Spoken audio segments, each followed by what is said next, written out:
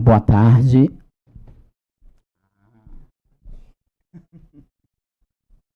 Agora sim. Uma boa tarde aí para todas e todos. Uma grande alegria recebê-los aí para o Seminário de Controles Internos e os Desafios da Gestão, né? Segunda parte agora à tarde, dando continuidade aos trabalhos do segundo Seminário Internacional de Governança Corporativa, Comércio e Consumo Sustentável, Experiências da União Europeia e do MERCOSUL em Perspectiva Comparada, né?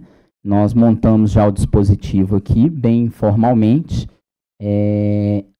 para falar sobre multilateralismo e as instituições no contexto da administração e das políticas públicas, a experiência europeia.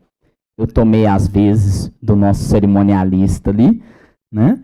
E aí nós recebemos com muita alegria a doutora Jamile Berganamachi da Mata Diniz. Né? Ninguém consegue falar o nome dela direitinho, perdão. Também a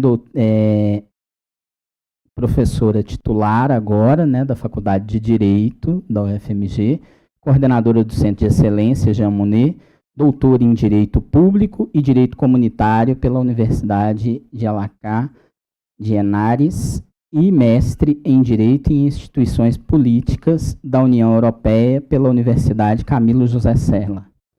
Também a professora Tula, professora sênior de Direito Ambiental na Universidade da Finlândia Oriental e pesquisadora no Centro de Direito sobre Mudanças Climáticas, Energia e Meio Ambiente, e atua em temas de governança climática, participação pública e cooperação. Eu, Rodrigo, né, diretor da Escola de Contas e Capacitação, professor Pedro Aleixo, tenho aí a alegria de recebê-los, e vou estar mediando este painel. Neste momento, para a apresentação do painel, o papel essencial da pesquisa sociotécnica em fatores humanos e das recomendações na aceitação, adoção, legislação e governança de IA crítica para a segurança e automação de robôs e sistemas. Convidamos, na realidade, esse era do outro painel. Vocês viram que a gente pegar o ofício do outro não dá certo, né? Eu vou passar para a professora Jamile e aí a gente continua. Boa tarde a todos e todas. Agradeço ao meu querido amigo, ex-aluno, tenho orgulho de falar, eu gosto sempre de falar, né? Diretor da Escola de Contas Pedro Aleixo, que é uma escola, estava explicando aqui para os nossos convidados, muito importante na construção da capacitação e no aperfeiçoamento dos servidores, né, públicos em relação ao controle de contas. Então, Rodrigo, eu quero agradecê-lo enormemente pelo apoio, também ao conselheiro-presidente, doutor Durval. Eu digo sempre que o TCE é um dos nossos melhores, se não o melhor parceiro, é uma parceria que nós já temos aí mais de 10 anos, né? Temos vários estudos que estão sendo conduzidos entre o centro e o tribunal. Eu quero falar especificamente de dois, rapidamente, antes de começar minha fala. O primeiro é o Observatório de Políticas Públicas Sustentáveis. Nesse observatório, nós fizemos agora uma primeira prospecção, vamos dizer, um primeiro experimento, medindo o cumprimento das ODS pelos municípios no que se refere à água e saneamento. É um projeto que a professora Carla, que está aqui nos acompanhando hoje, sabe, é a minha menina dos olhos.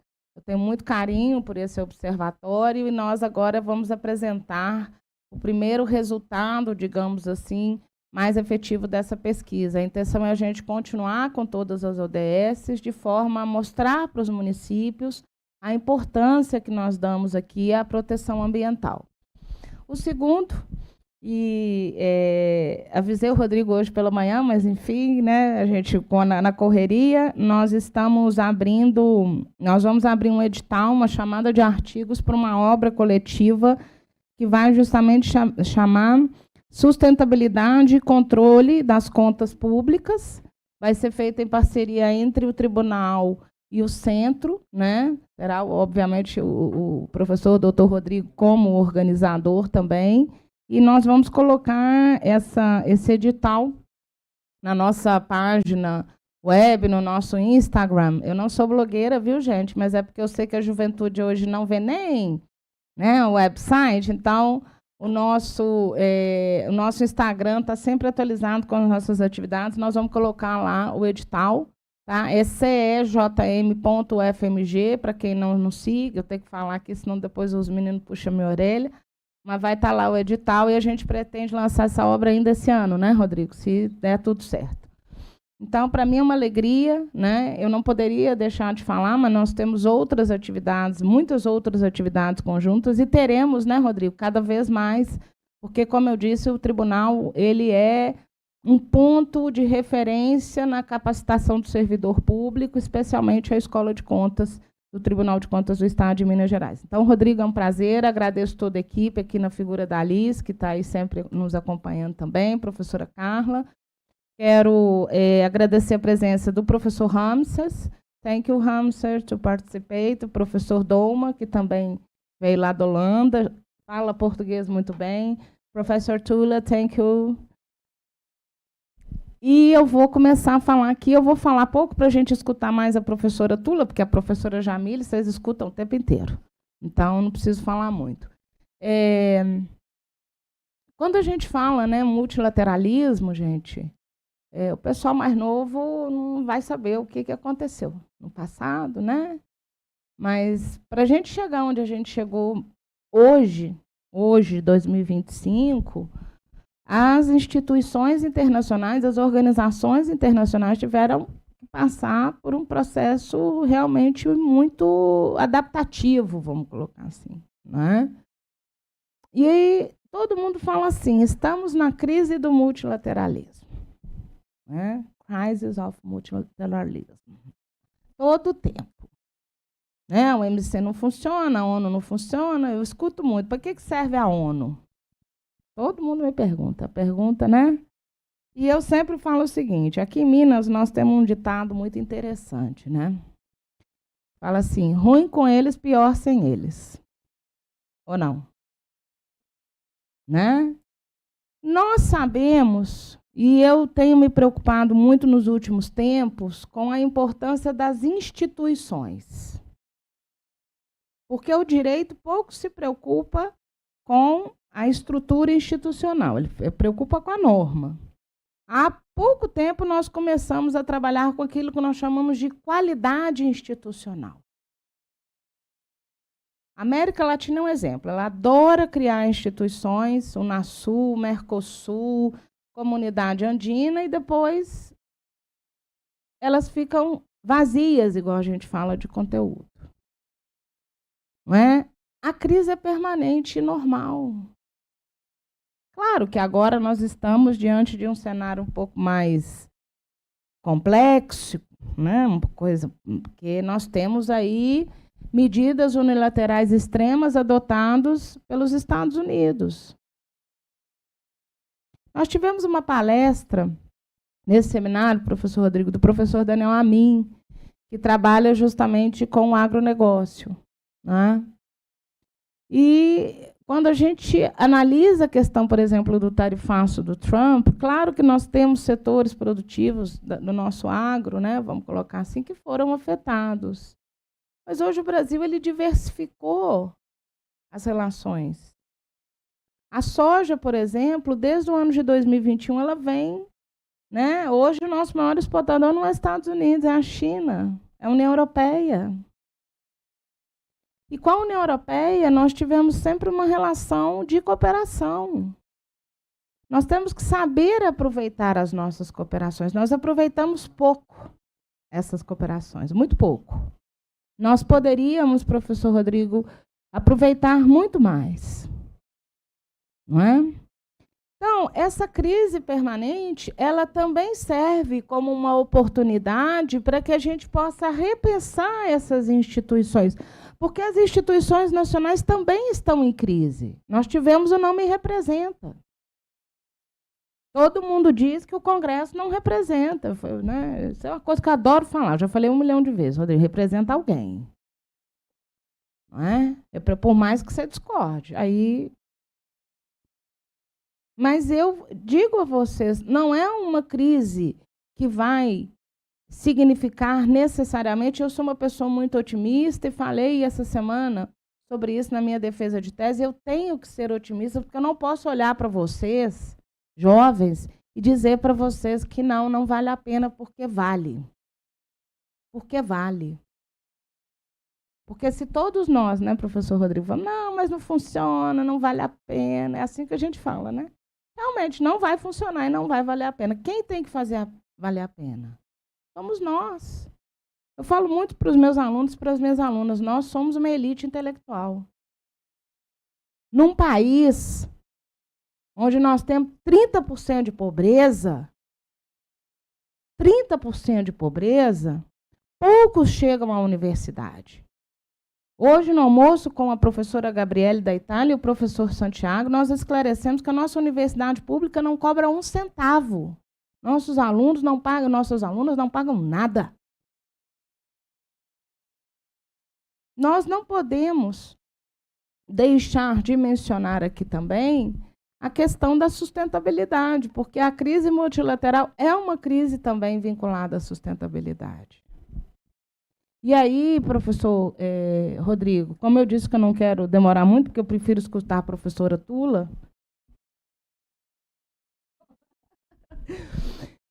eu fico muito pensativa em relação à sustentabilidade. Eu trabalho com direito ambiental, né, já faz muitos anos.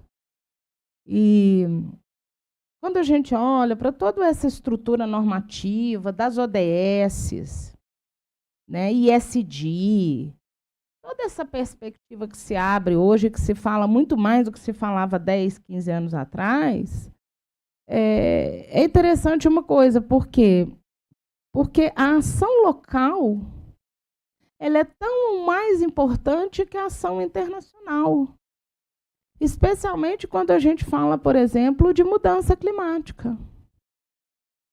Por quê?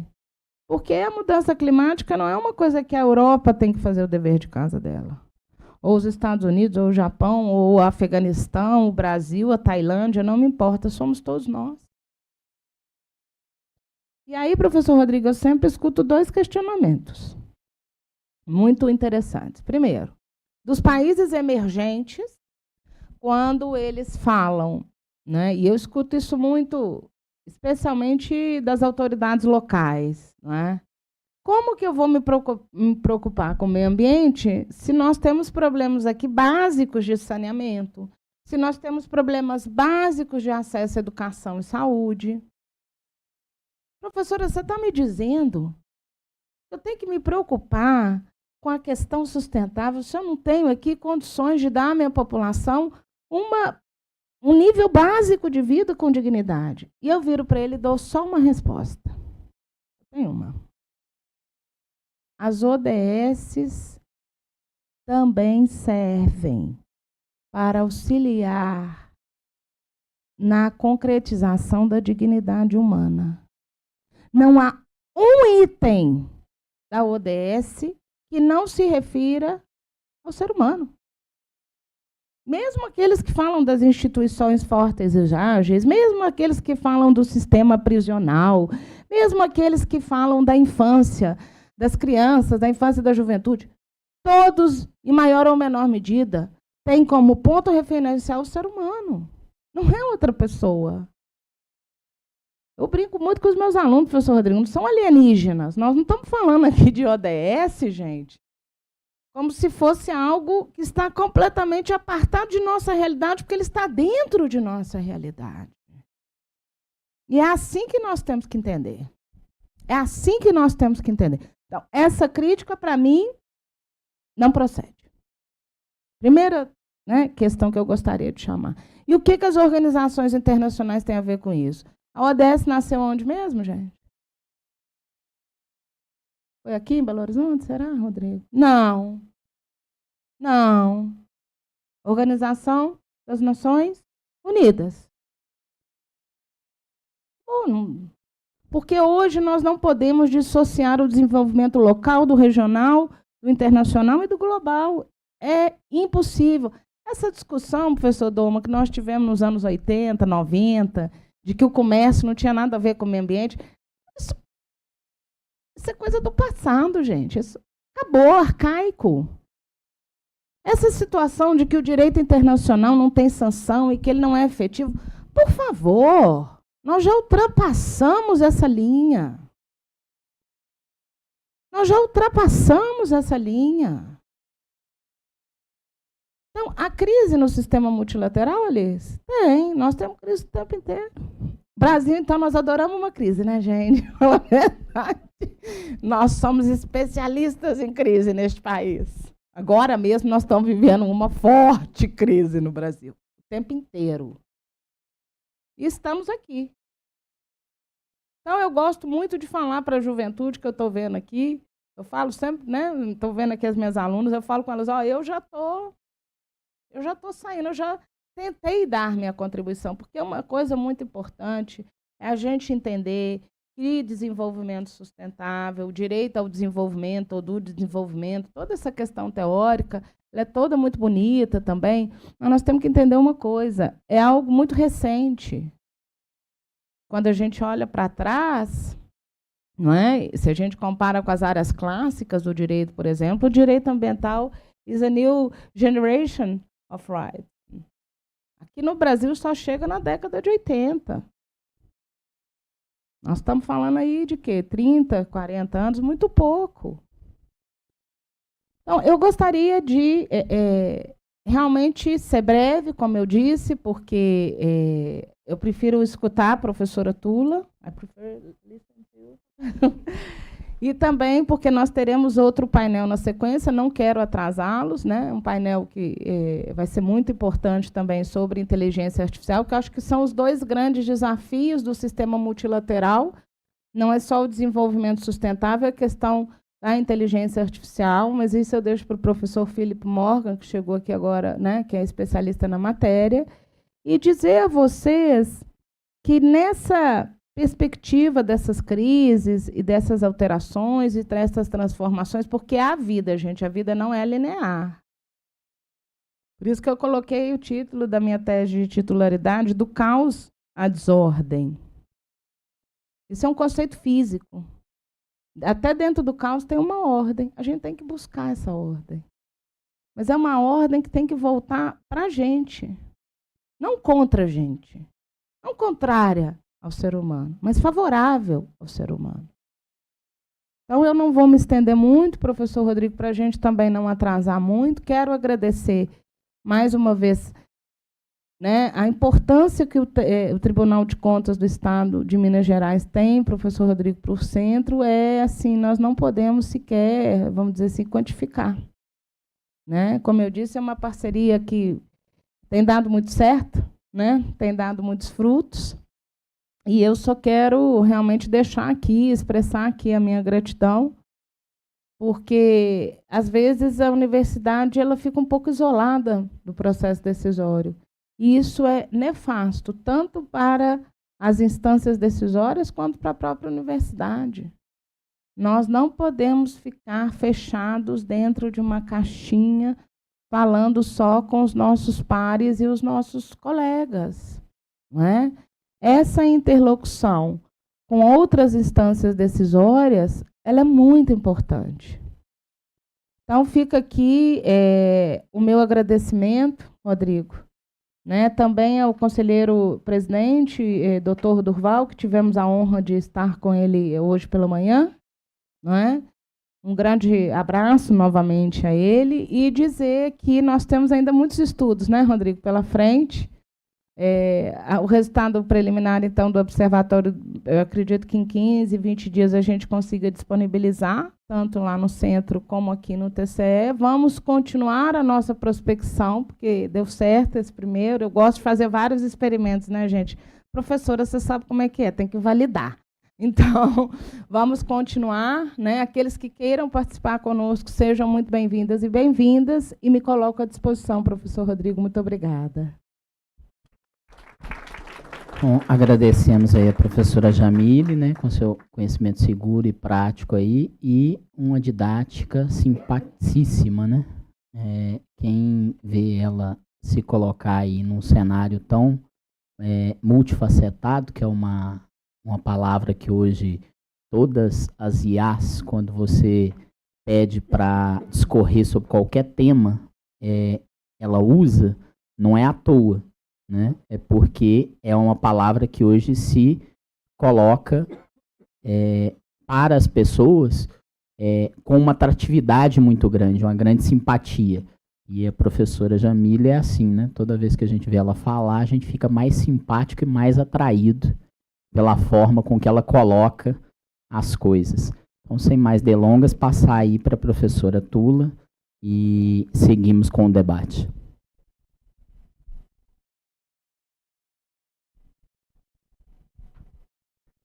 Thank you, and hello everyone also from my part. I'm happy to be here. Thank you for the invitation to join the panel. My presentation today will deal with EU's multilateralism and institutions, and especially from the environmental perspective, because that's my field of expertise.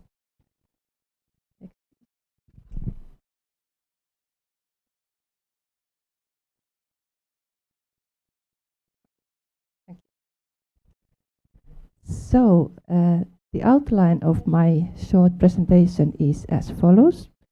So, first we will take a short look on the founding treaties of the EU to see the legal mandate of the Union to act in environmental matters and towards third countries and engaging in this multilateralism.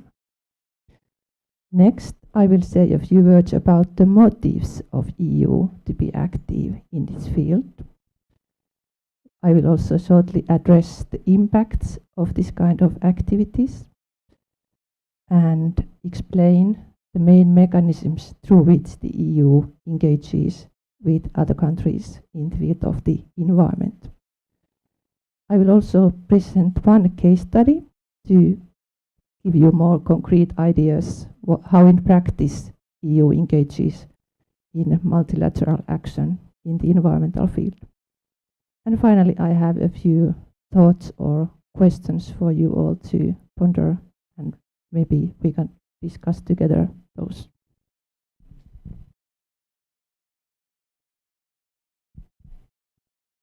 So, if we take a look at the founding treaties of the European Union, we can see that the promotion of sustainable development is actually one of the principal objectives of the EU, along with some other key values. And this means that sustainable development is also something that the EU must contribute to in its external relations. Of course, when we think about the concept of sustainable development, it has different dimensions. The economic sustainability, social sustainability, and environmental sustainability. And as the EU is first and foremost an economic institution or union, we must take care that the other elements of sustainability besides this economic aspect will also be present in the EU's activities. And this matter has been addressed actually in the founding treaties. As you can see there in Article 11, it is said that environmental element of sustainability has to be taken into account specifically in the EU's actions.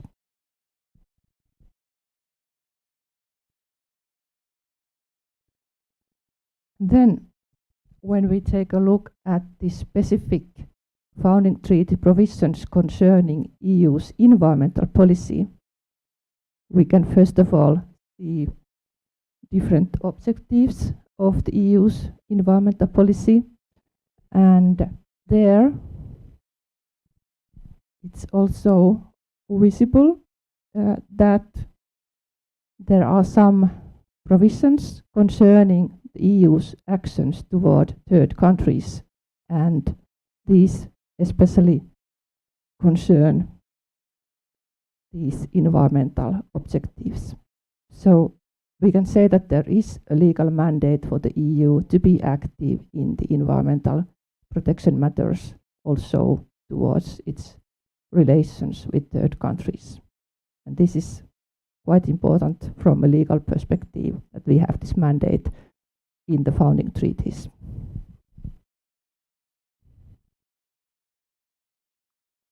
So, when we think about the European Union as an actor in environmental matters, I think all of us see the EU having a leading role in this area, whether we think about the global level of environmental protection or EU's domestic legislation and policies on the environment. And there are various reasons to this state of affairs.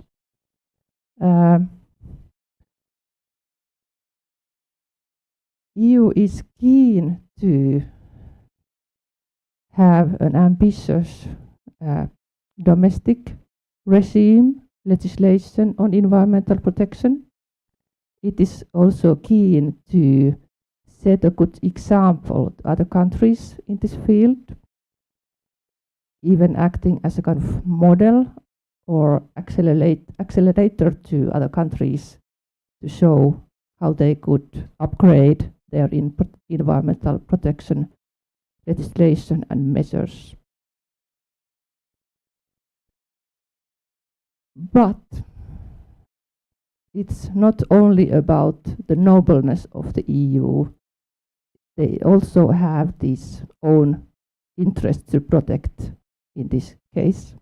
So the EU, even though it's recognized that the Union is concerned about the environment, wants to protect environmental resources and so on, but at the same time, of course, as the EU is an economic institution, it's also interested in protecting its own interests, protecting its competitiveness towards the rest of the world, and those concerns are also in the background of the EU's actions in the environmental field, and especially in its relations to third countries.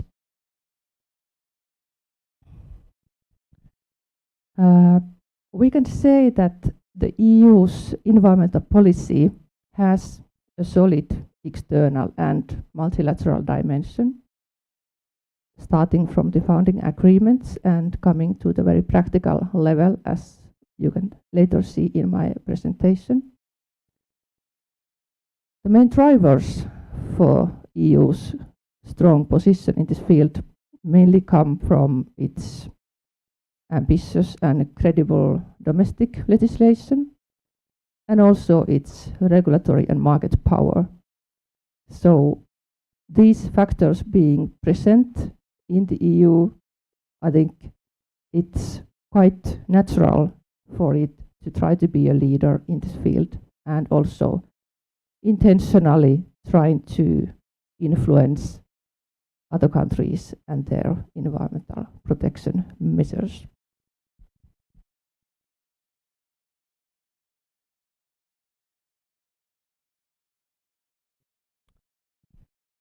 I have identified 3 different mechanisms through which the EU engages with third countries and is active in multilateral dealings with other countries.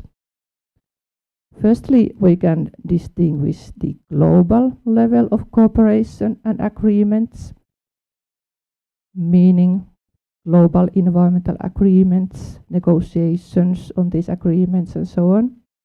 The EU is an active player in these circles.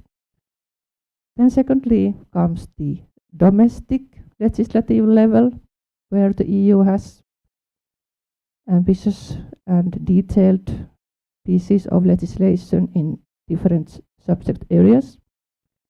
And then thirdly comes this non-legal, more practical element of the EU engaging with third countries through different cooperation activities, partnerships, projects, and so on. So these three different elements can help us show and understand the EU's activities in this area.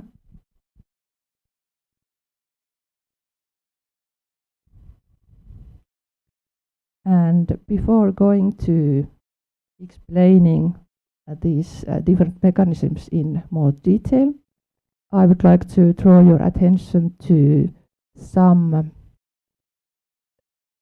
background elements of this whole picture.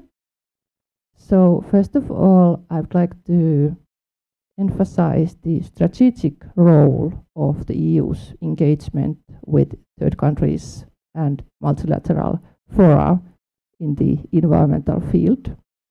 So, of course, sometimes it happens that the EU's policies, legislative actions, and so on have unintentional effects on third countries. So effects that were not planned by the EU, but happen nevertheless. But more usually it's the case that the EU has clear intention when it's creating a certain policy, a certain piece of legislation, that this instrument will have some effects also beyond the Union's borders. And that's important to keep in mind. Then I already mentioned the self-interests of the Union in this sphere. So I think in some cases there are even like cost-benefit calculations when the EU introduces new legislative actions, just to trying to estimate what would be the impacts within the EU and beyond its borders, and then the instruments details will be crafted on that basis. So it's not a coincidence that these instruments have external effects. And then finally, the Brussels effect is a term that is widely used in this context. Maybe the audience is also familiar with this term. So basically it means that since the EU is very large and influential in many fields, its economic situation and so on, so also the effects of its environmental legislation in this case go beyond its borders and concern third countries or even multilateral corporations. So we are ending up in a situation where third countries or multinational corporations voluntarily actually adopt some pieces of EU legislation. So this is the Brussels effect.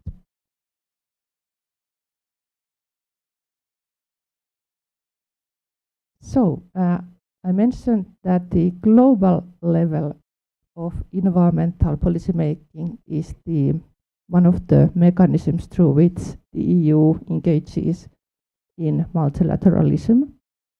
And of course, international environmental negotiations and policy making is through multilateralism in the sense that it involves basically all countries of the world through established mechanisms, processes, institutions, and those participants have the common goal that they try to advance through these institutionalized processes. So EU is generally considered as one of the leading players in these international circles, lawmaking processes. And the EU itself likes to speak about its Team Europe approach also in this context. And this means that the EU is actually a strong bloc in these international negotiations. It represents 27 countries. It speaks with one voice in these negotiations. So you can imagine how much internal coordination needs to be done before this one voice, one position is actually formed before the negotiations begin. But once it has been formed, it is the strength of the EU in these negotiations. And this Team Europe approach actually also involves the fact that during the process where the EU prepares its position to these global negotiations, it also hears civil society views to a limited extent, but still hears.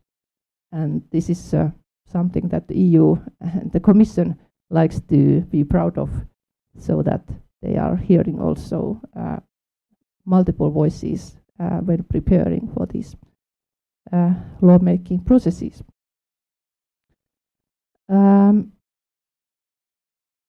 It's also important to note that the implementation of global commitments affects EU's legislation, so that when something is agreed at the global level, then the EU has to implement those provisions through its national domestic legislation, and then comes the kind of loop back to third countries that then need to take into account these implementing measures that the EU has taken. Sometimes those measures can have impacts on third countries as well.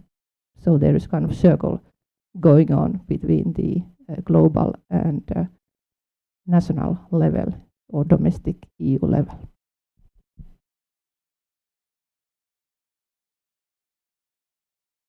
Then the second mechanism I mentioned is the EU domestic legislation that sometimes have these extraterritorial effects. These effects have different motives or elements. One of them is leveling the playing field between different countries and actors. And an example of this kind of legislative measure is the Carbon Border Adjustment Mechanism, so CBAM. And there the idea is to prevent carbon leakage and try to get all countries to have same price for the carbon that they have in their products. So basically the idea is that even though the EU would have more stringent requirements, that the playing field would be the same for all actors inside and outside the Union. Then a bit different approach is one that tries to impact the sustainability of activities and products from third countries. And an example of this kind of legislative measure with extraterritorial effects is the EU regulation on deforestation-free products. So there, the idea is to have an impact on how third countries produce their products and when they enter the European market. And my third example is the directive on corporate sustainability due diligence. And this actually could be said to tick both boxes that I just described. So it's on the one hand trying to level the playing field between countries to a certain extent, but at the same time this directive is also impacting sustainability of activities. So having kind of multiple objectives in this sense. Then my final example here is the management of joint resources, and especially concerning resources that are shared between countries. And the most obvious example here is water. So also the EU shares some freshwater resources with third countries, so non-member states, rivers, lakes, and so on. And the EU has its quite comprehensive water legislation established by the Water Framework Directive. And in this directive, there are provisions concerning such situations where the EU is sharing a water basin with non-member states. And there are requirements that those basins shall be managed on the basis of the provisions laid down in the directive. So in this sense, quite effectively also non-member states are subject to EU legislative provisions.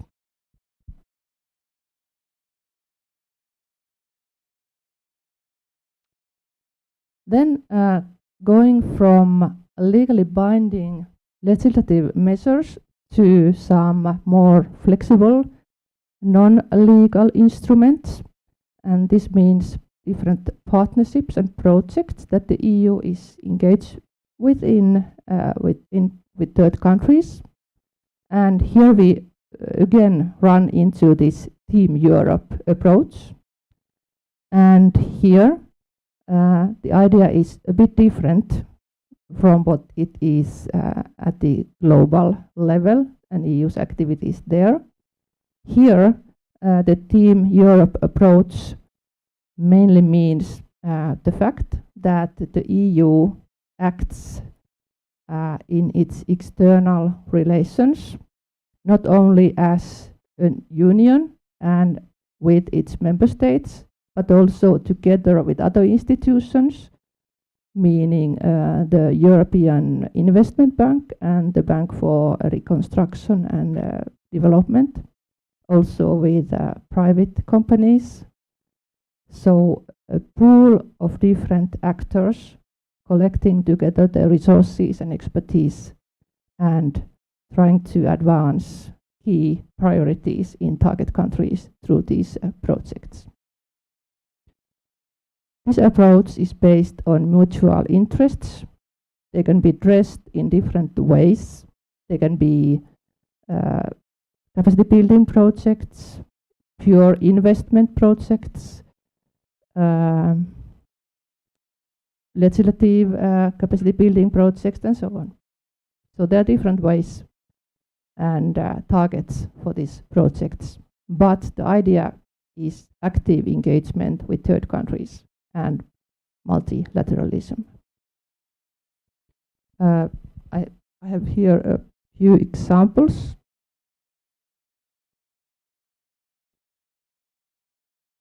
So, as you can see, there are currently more than 150 Team Europe initiatives active within the Union. They are very different kinds. For instance, the first example here is directly about capacity building for third countries to help them implement the deforestation regulation of the EU. Then there's something about transboundary water management, and also what concerns Latin America is this green transition project.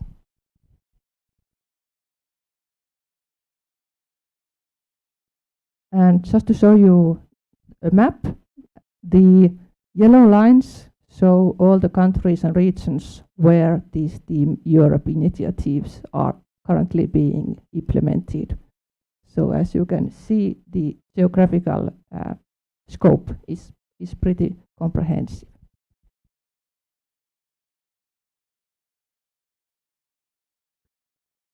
So I will now present to you my case study. So I'm hoping to bring to you some concrete ideas, understanding how the EU is implementing multilateralism in the field of the environment, and in this case in the field of water management and water policy. First, it needs to be recognized that water has quite strong strategic value for the EU. If water resources in third countries are not managed in a sustainable manner, it can lead to various problems that also have indirect effects on the EU. For instance, water scarcity can lead to regional tensions, conflicts, migration flows, natural disasters, and so on. So all these indirectly risk EU's well-being and interests, and that's why EU is interested in collaborating in water management questions with third countries.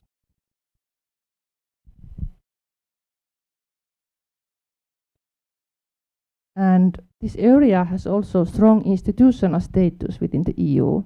There are various policy documents outlining the EU's approach to cooperation, multilateralism in this area, and it could be said that the institutional status of this specific field is pretty strong.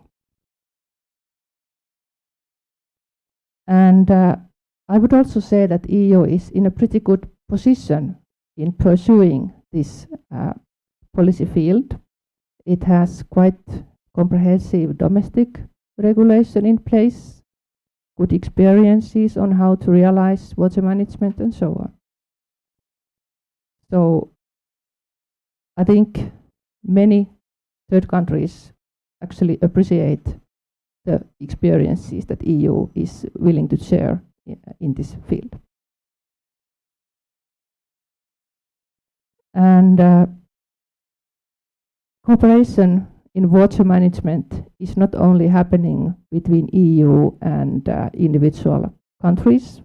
Of course, that's one of the key mechanisms through which the EU works, but also there is global level of interaction through global processes, institutions, agreements, and so on. And then I would like to mention here again the Water Framework Directive, because it has been, or it has become, it was adopted already the year 2000. So this directive has become a kind of prototype of good water management, and many countries have been interested in learning these good practices, borrowing some solutions to their national situations, taking this as a model for their own water management legislation. So in this sense, the EU has been exporting this legislative act, not intentionally, but this is an example how this kind of exportation, if you like, can happen spontaneously.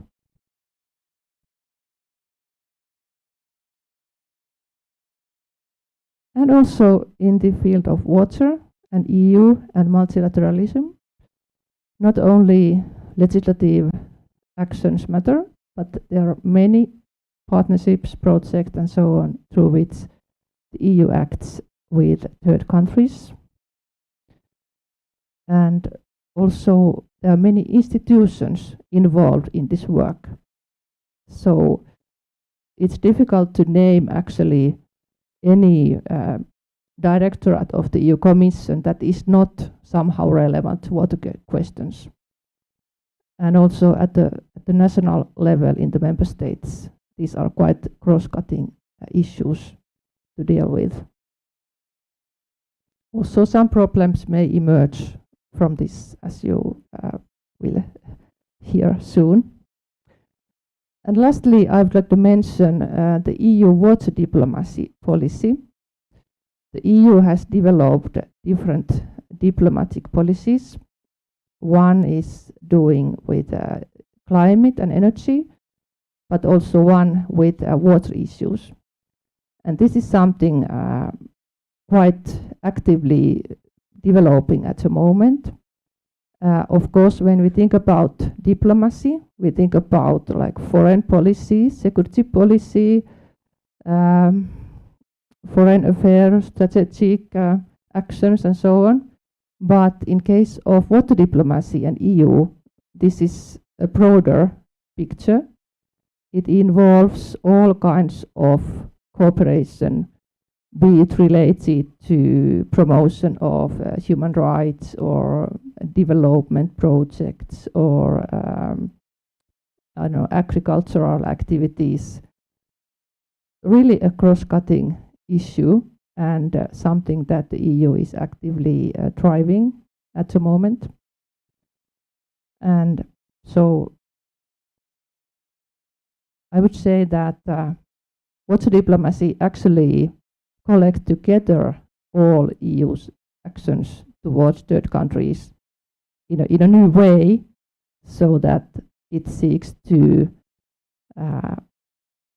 decrease tensions between countries, try to, in a positive way, to advance good environmental management.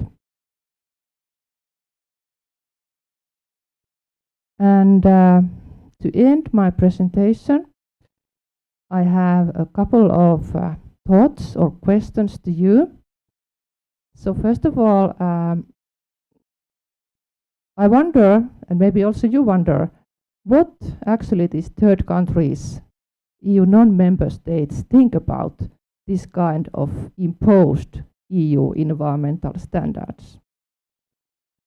For instance, thinking about the CBAM or deforestation regulation and so on. Is this kind of activity on the part of the EU legitimate, acceptable? Of course, the EU has the legal mandate to act like this, but then again, we can say that this is really unilateral activity. These third countries have not been involved in the process of developing this kind of legal instruments. So what is your stance on that?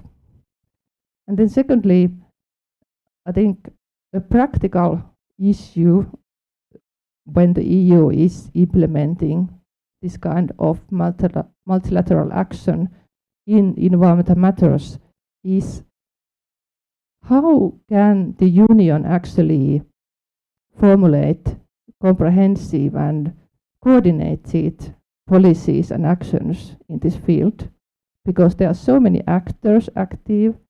Sometimes the member states do something independently, and then the EU has its own projects, and they may even clash in some regions, or at least the actors are not aware what the others are doing, and so on.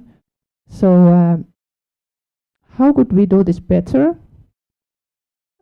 so that we could avoid any conflicts, clashes, duplicated work, and so on? This is more like an administrative question maybe, but something that the EU is actually quite concerned with at the moment. So, thank you for your attention.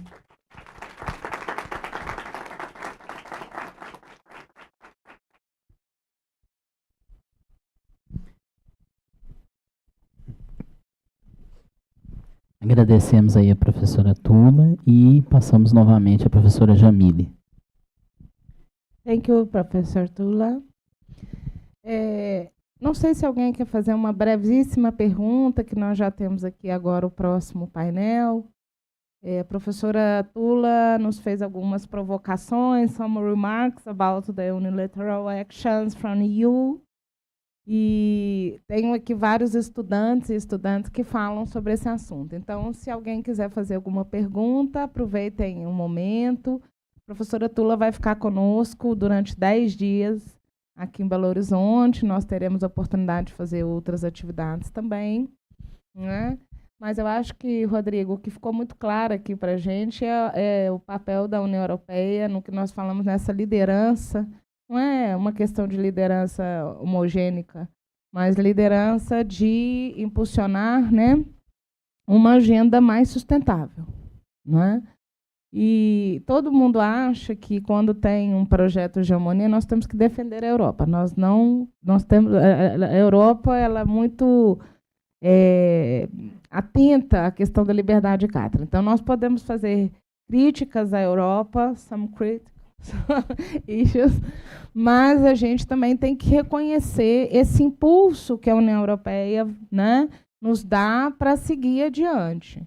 Então, eu penso, né, e lá no centro nós temos discutido isso muito junto com o professor Márcio, junto com a professora Carla, sobre o papel mesmo da União Europeia e sua relação com o Brasil e o Mercosul, né? Então, eu acho que o que a professora Tula coloca aqui de uma forma muito clara é que esse papel de liderança da Europa, ela, inclusive, se estende na cooperação, professor Rodrigo. A professora Tula botou vários programas de cooperação com a África, Green Transition with Latin America, que está dentro do que nós falamos a CELAC, não é? Que a CELAC é o conjunto da reunião da Cumbre Euro-Latino-Americana entre os países da América Latina e da Europa.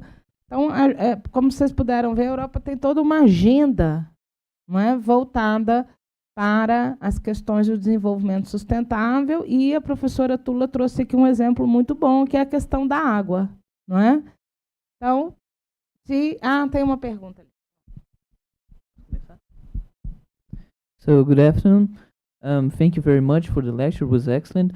My question is, like you said, with the Brussels effects, a lot of countries will have the same legal basis, taking into consideration trades, commercial topics, and sustainability, and etc.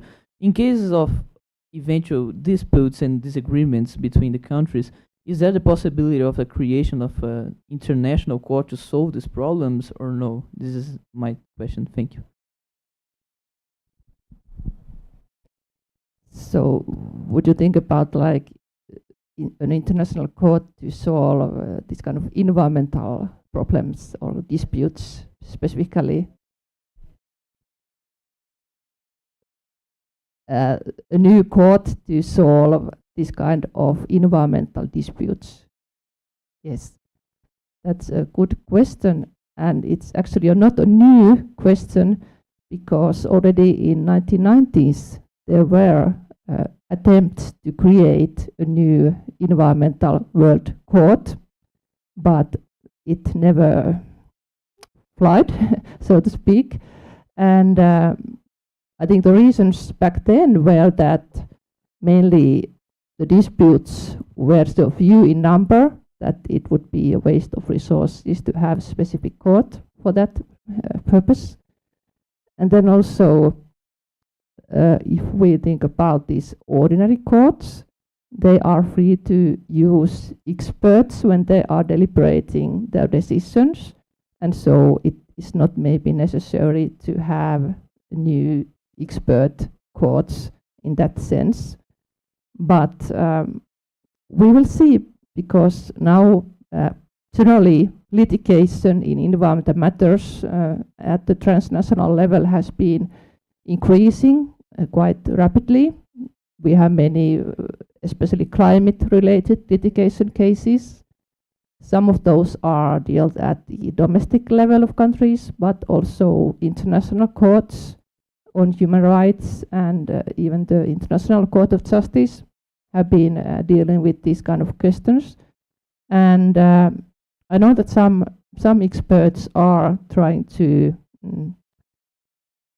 wake up this call again for an international court for environmental matters, but personally I don't see that as a realistic option, at least for the foreseeable future.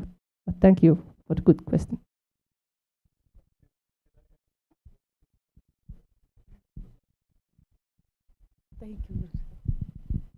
I totally agree with what Tula said in reply to the question, the very interesting question.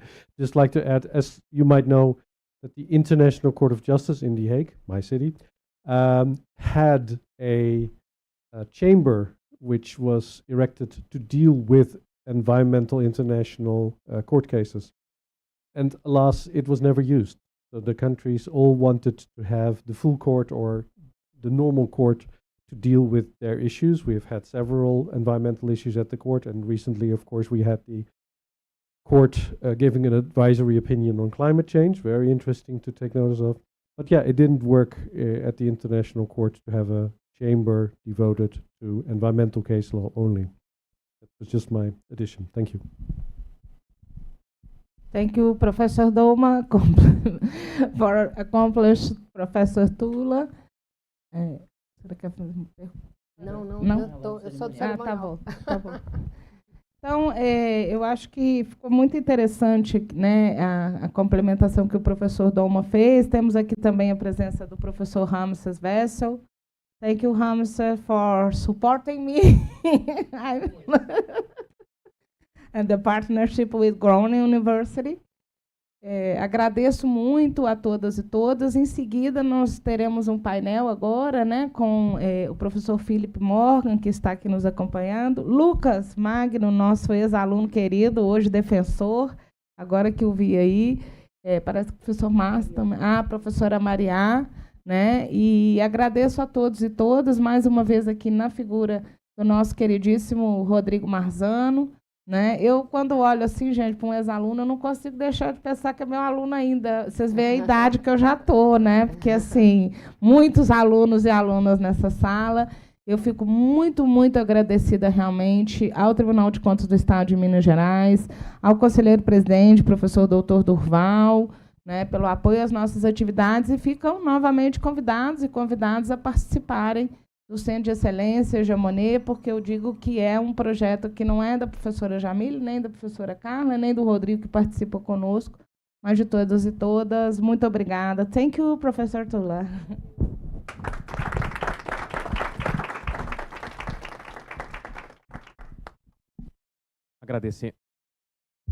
Agradecemos às professoras Tula Ronconey e à professora Jamile Bergamaschini pelas apresentações e ao professor Rodrigo Marzano pela mediação desse debate. Faremos agora um intervalo de 5 minutos e retornaremos com a palestra de encerramento do seminário.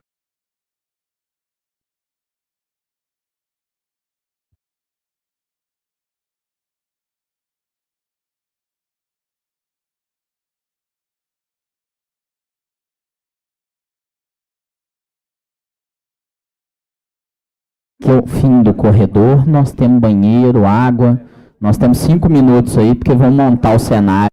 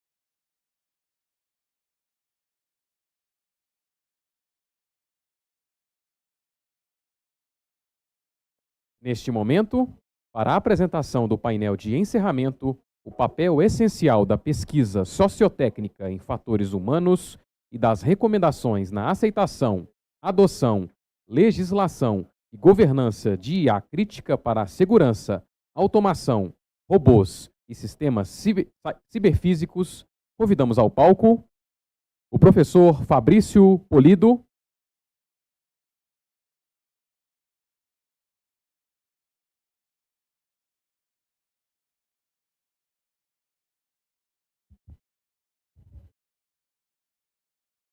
para mediar os debates, chamamos o defensor público do Estado do Paraná, Lucas Porto.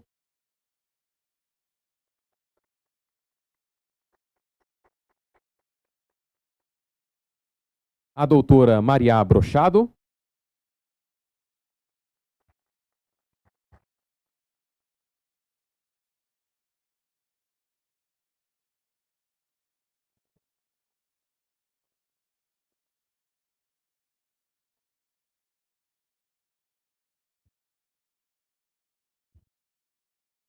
Lucas Porto é defensor público no Paraná e doutor em Direito pela UFMG, pesquisador na Cátedra Filotec, com expertise em regulação do design digital e interação humano-computador. Já a doutora Maria Brochado é professora titular de Filosofia da Tecnologia e do Direito na UFMG, coordenadora da Cátedra Filotec e diretora de Direitos Humanos do IDEA-MG, e pesquisadora em Filosofia da Tecnologia e Regulação Digital. Convidamos também para compor esse painel o professor Philip Morgan.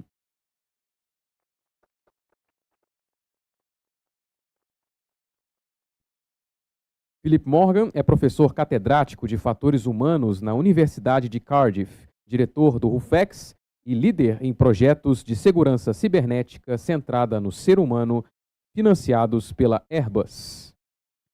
E convidamos também a representante do Consulado do Reino Unido em Minas Gerais, Laura Queiroz.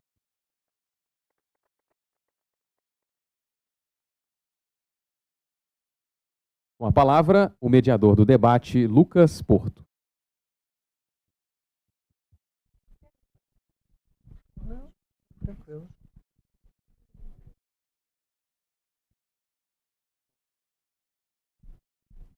Boa tarde a todo mundo. É uma honra muito grande estar aqui mediando esse debate e recebendo vocês aqui.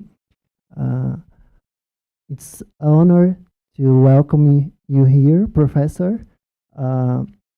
We hope we have a very prolific discussion, and we're eager to hear what you about to tell us.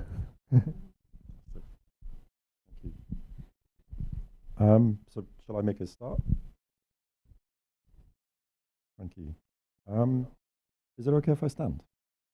Yeah, I might stand.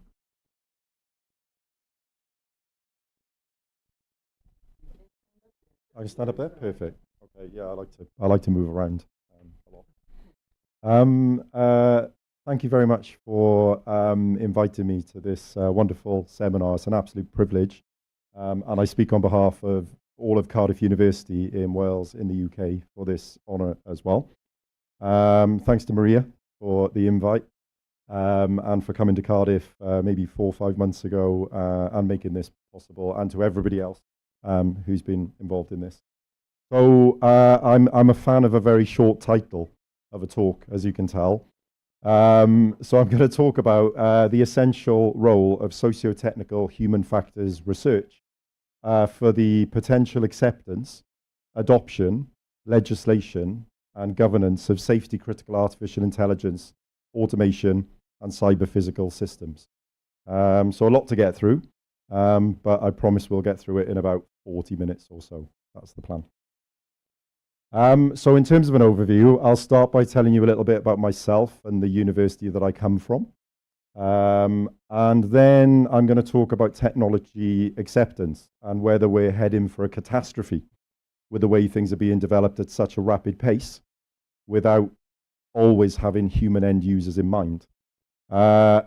And I'm going to talk about some mistakes that we've tended to make for the last 40, 50 years and whether we will ever learn when it comes to the next generation AI revolution. I'm going to talk about barriers and enablers to, and you can fill in the blanks there, to trust in technology. So defining trust, measuring trust, understanding trust when we get results from experiments.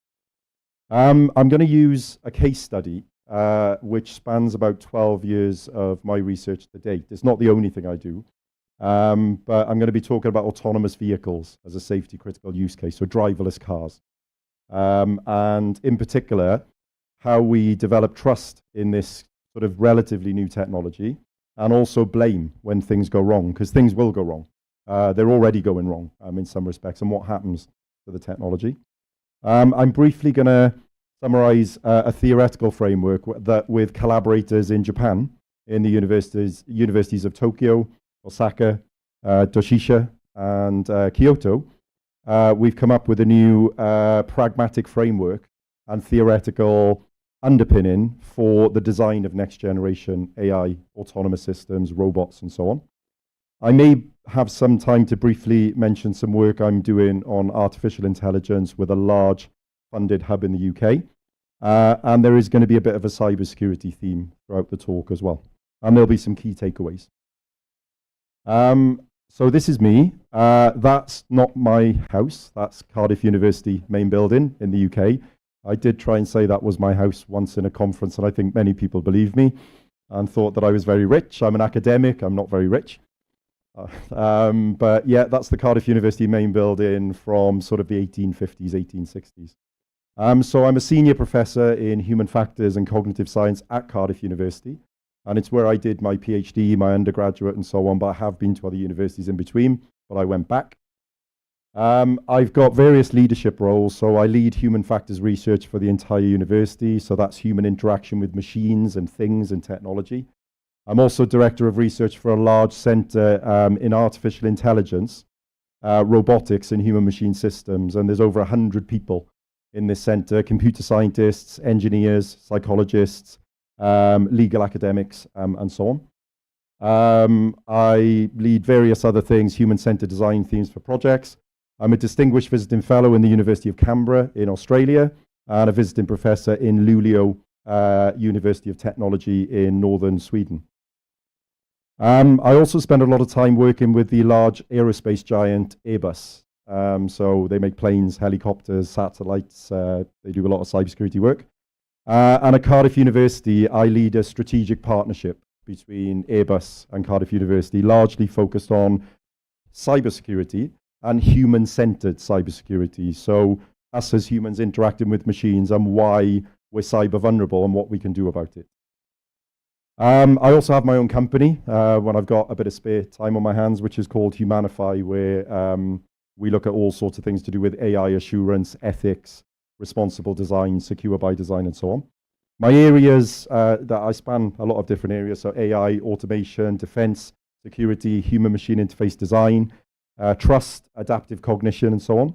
And I've been very lucky to win quite a lot of grant applications, grant funding. So I've had 53 projects funded over the last 20 years, which amounts to about £40 million worth of funding within the UK, from all the major research councils, from industry, and also from overseas as well.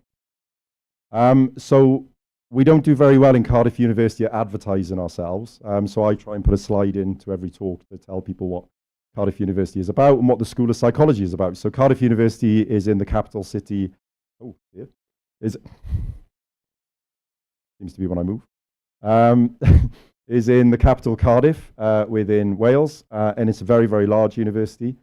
It does very well in terms of research rankings in the world.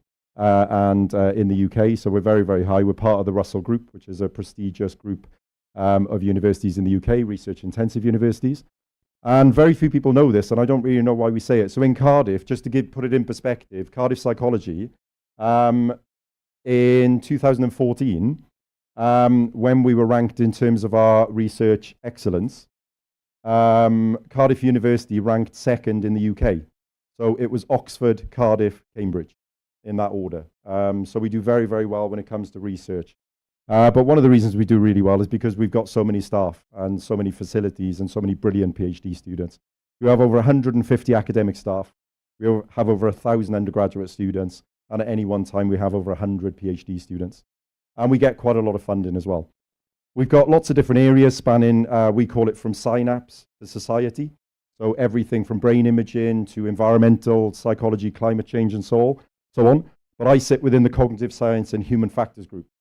And very few people in the world know this, and I only realized this about 20 years ago. But the term ergonomics, which is a large part of human factors, so the design of things like chairs, tables, ergonomics, was actually coined in Cardiff University psychology by somebody called Professor Howell Murrell, who was one of 4 academics in psychology in 1965 when it all started. So I've had the honor and privilege of taking over the human factors research group within the university. So it's, you know, following in the footsteps of giants, so to speak. So I lead 2 different research groups. These are the main research groups, the Human Factors Excellence Research Group, where we research things like augmented and assistive systems, cyber psychology, defense and security, transportation systems, and so on. And the pictures on the bottom there, these are not staff in psychology. These are some of our PhD students. They deserve more recognition than my colleagues because they do lots of the hard work. And one of the things I wanted to highlight there, you can see some of the images, you know, of very, very great people, but some are in military uniforms. So, for example, that's Wing Commander Arwin Sands. He's doing a PhD on barriers and enablers to the use of artificial intelligence in the Royal Air Force. He looks after the King's Guard. So he looks after the Air Force for the entire royal family in the UK and the flying in and out of diplomats. He looks after the Red Arrows, for example. Then we have Eric Kambarian, who is from the state of Illinois, and he looks after fire safety for 1,256 fire stations in the state of Illinois. And he does a PhD on decision-making under pressure in highly pressurized fire situations. We've got cybersecurity experts, we've got police officers, and then we've got people who come from degrees and masters level. So a very, very diverse range of people, and they're brilliant to work with.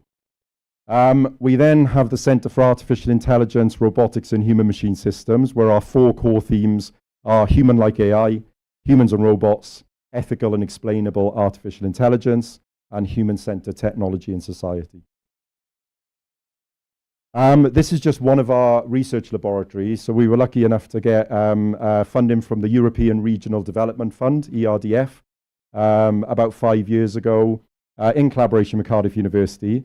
And in the School of Psychology at Cardiff, we built a very, I think, impressive simulation laboratory where we have, for example, a 6-meter immersive virtual reality dome with a full ambisonic sound system where we can simulate military environments, we can simulate being inside an aircraft and so on.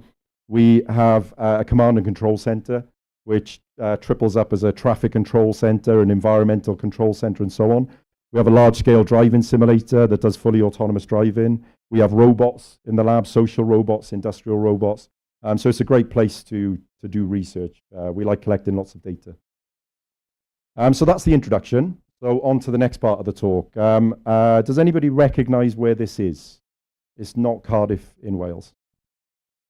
It may say it on the top of the slide. Oh, no, it does. Sorry. Yeah. I should read the titles of my slides. So this is San Francisco in the US in July 2023. So I was there on a conference. And I knew this, that there were autonomous vehicles operating around San Francisco, apparently for testing, just to see if these vehicles can interact with the environments that they're meant to be in. Little did I know there were about 2,000 level 3 partially autonomous vehicles driving around the city, and you could book a ride in one. You could go to work in one. You could go to a restaurant in one. You could go to a bar. You could go anywhere you wanted to. At some points when we were walking around the city, me, PhD students and research associates, there were more autonomous vehicles than there were conventional cars. And I was amazed. I couldn't believe it. And one of the reasons I was amazed is because some of the research that I'd done up until this point, my view, and I'm giving away the punchline before I give you the results, are that level 3 partially autonomous vehicles are absolutely not safe. And if and when they go wrong, when something happens like an accident or a cyber attack or anything else, human trust will plummet and we won't want to use them. Yet they're being deployed pretty much everywhere. Soon after I left San Francisco, maybe a week or 2 afterwards, you may have seen it in the news, but there was a pedestrian knocked over by a conventional car. on the road, and then an autonomous vehicle didn't recognize the pedestrian as a human being, clipped onto the pedestrian, dragged them another 12 meters down the road, and then eventually that person died. They may have been dead already, who knows. A couple of days after that, maybe a week or two after that, GM's Cruise slashed its entire fleet of robo-taxis by 50%, and the CEO was fired. One incident. How many incidents are there with conventional vehicles every day? In Brazil, in the UK, in America, in Australia, all over the world. Hundreds of thousands of conventional vehicles result in accidents. One autonomous vehicle accident hits the news, that's it. These things are not safe. They're also not very good at dealing with holes in the road. The police get really upset with them when they're driving down the road and they ask them to pull over and they check to see who's driving it and there's nobody there. That's a difficult one. Who do you book? And then we've got incidents like this. Ignore the make and model of the car, but we do get incidents where these vehicles do crash into barriers, for example, with the autonomous vehicle system switched on. Arguably, it wasn't switched on, and there are all sorts of things that can happen there. So, I remember reading some of these papers in the early stages of my career. I was a PhD student around about this time. But one of the things that struck me was Lisanne Bainbridge famously said in 1983 about the ironies of automation, and said for every upside of automation, and then we're thinking about AI, there'll always be a downside. And we need to think about the consequences when we're designing it. And the consequences could be job losses, for example. Do we think about that when we're designing automation and AI? Maybe not enough. Raja Parasuraman, who I knew quite well, and Riley in 1997 talked about the misuse, disuse, and abuse of automation. And one of the things that can happen there is we over-rely on automation, and then we let our guards down, suspicion becomes quite low, and then things go wrong. Lee and C in 2004 said to design automation for appropriate and not over-reliance. So we don't want to increase people's trust in technology so that they will think it's perfect. We also want people to be a bit skeptical about things. And various other researchers have said the same. Yet, 25, 30, 35, 40 years on, there are continual incidents involving AI smart agents that are churning out really, really horrible stuff on the internet. There are robots that are crushing humans in factory settings because they're going back to their docking stations and don't understand there's a human there. And then we've got autonomous vehicles being involved in incidents. And there are many examples of these. These are just 3 examples. And what happens in these situations is we lose human trust. And if we lose human trust, because these things, they're very, very unfortunate, but accidents do happen.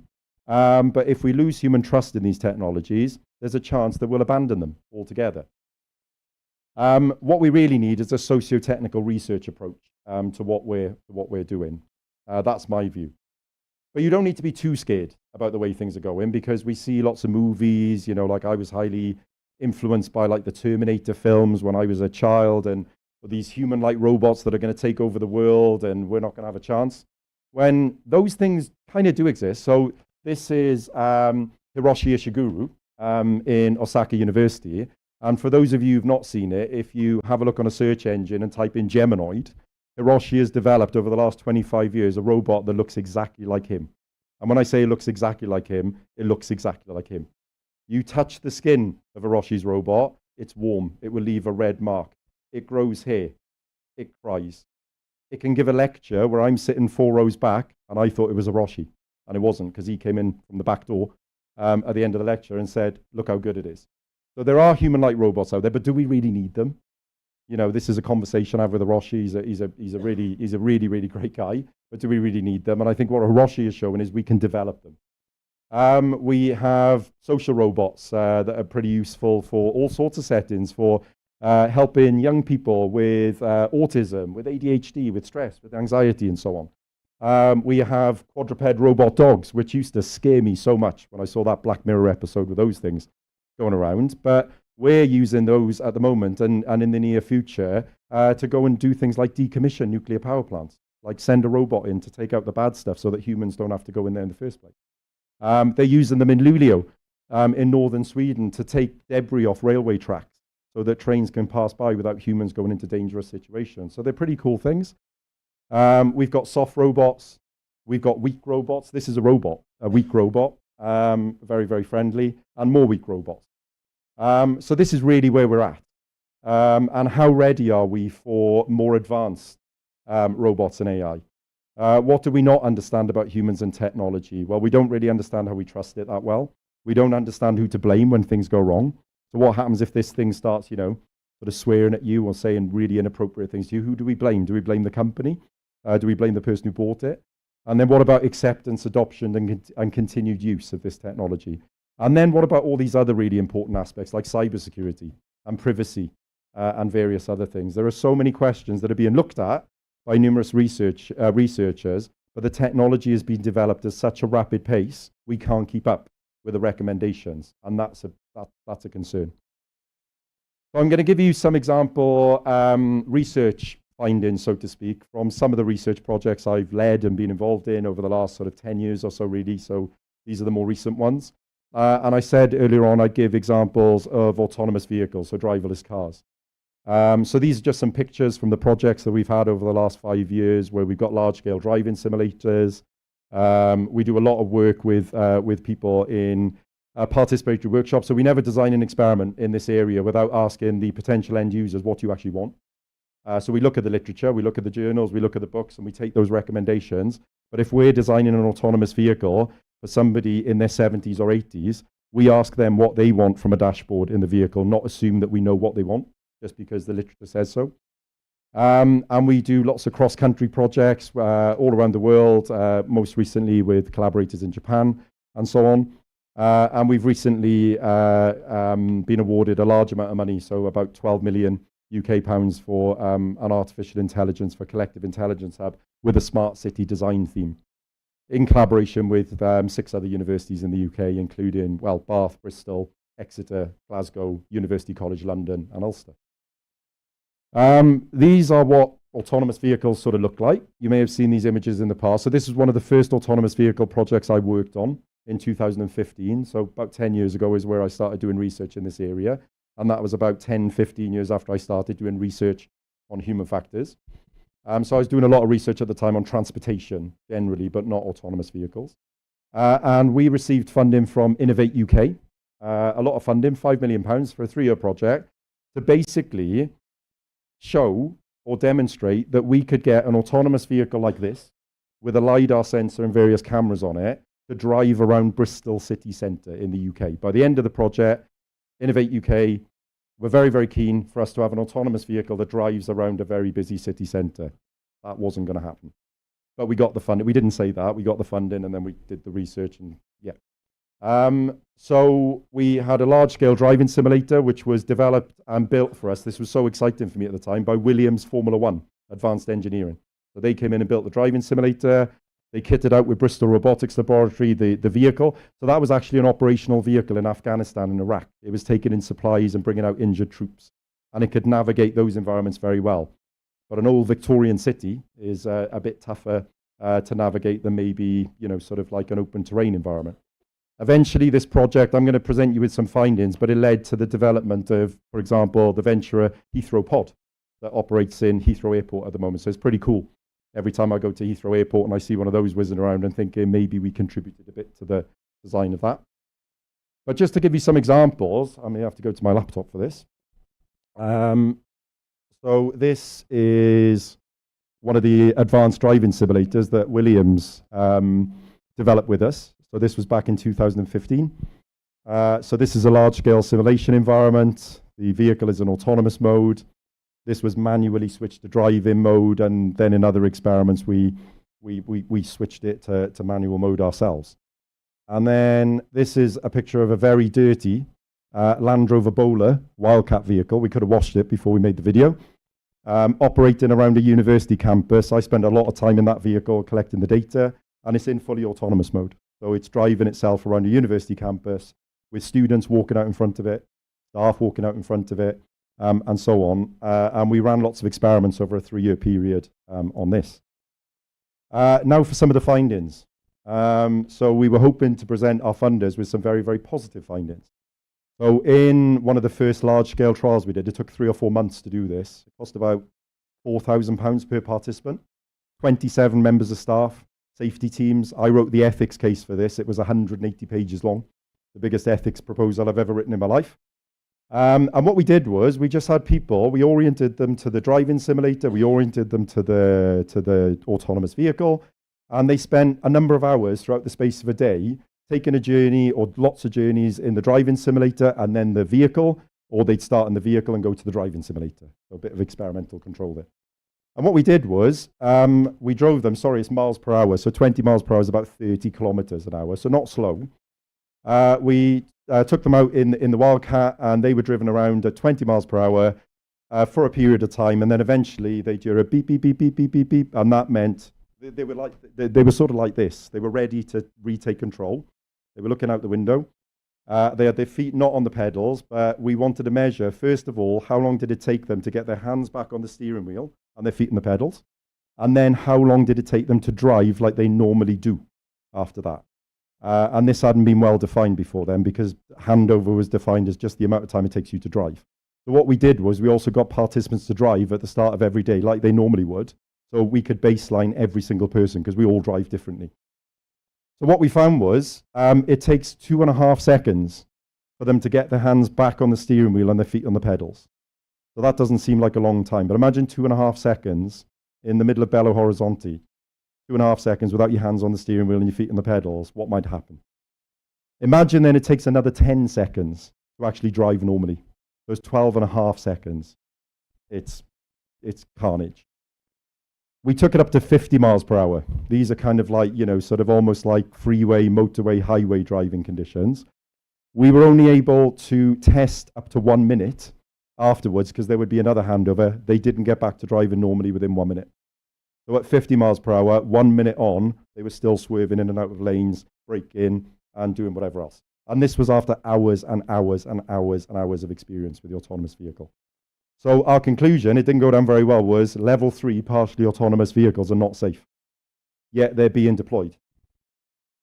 We did multiple other trials, so we moved around the university campus. We measured trust, or so we thought we were measuring trust. When we had, so we paid students in the room. We'd pay students £50 to walk out in front of the autonomous vehicle. Loads of students volunteered. They said, how much? With £50. They were like, yeah, what do we need to do? Can you step out in front of that futuristic looking car there? We promise it's not going to run you over. Yes. And then they do it, and then they go to the pub and have lots of beer. Nobody got hurt or killed. It did mount the curb once, but yeah, that was a bit of a hairy occasion. And we thought we were measuring trust. So we'd get vehicles to pull out in front of it. We'd get people to walk out in front of it. We'd get people to push buggies, prams with dolls to walk out in front of it. And then after each major event, we'd ask participants, just using a simple subjective trust rating, how much did you trust the autonomous vehicle in making that maneuver? And they'd shout out the answer. So it'd be a number 0 to 10. And we were so surprised because most of the participants were going 8, 9, 10. What? It just like somebody just walked out in front of it, it slammed the brakes on, then it started driving again, and you could see their hearts were bursting out of their chest. They were shaking. Their eyes were doing this, but they were going 8, 9, 10. Okay. So we upped the ante a bit. We had cyclists involved, more pedestrians, and it was really, really fun to watch when you saw these things. And yeah, we thought, right, okay, people do trust these autonomous vehicles. Maybe we've got it wrong. But it was the subjective measures that we were using, and the fact that we had 27 people on the experimental team, and we all sort of looked like scientists. So when we asked them afterwards, what were you basing your measures of trust on? They said, you, and this cool-looking car, and the safety driver that was sitting by the side of them when they were in it, because they knew that it was going to stop no matter what. So were we really measuring their trust in autonomous vehicles? Probably not. We were measuring their trust in the experiments that we were running. So that was quite a worry, but we had some neat findings after that. So I'll move on very, very quickly to another example project. This is where one of those rare occasions these days where you get to sit in a room with maybe 50 other researchers and say, right, with the next project, let's really think about what we want to do with this project. Who are our user groups? Who do we want to test? Why do we need autonomous vehicles? I keep asking myself this all the time. Because back in 2015, I was a really big fan of the idea of a driverless car. Because I had a long commute to work, and I wanted to sit in a driverless car, take me to work, I could do my work in the car, I could go to sleep. But then we said, well, really, and this happens a lot in the world, and we know this, sometimes we design and develop technology and we deploy it because we can, not necessarily because we need it.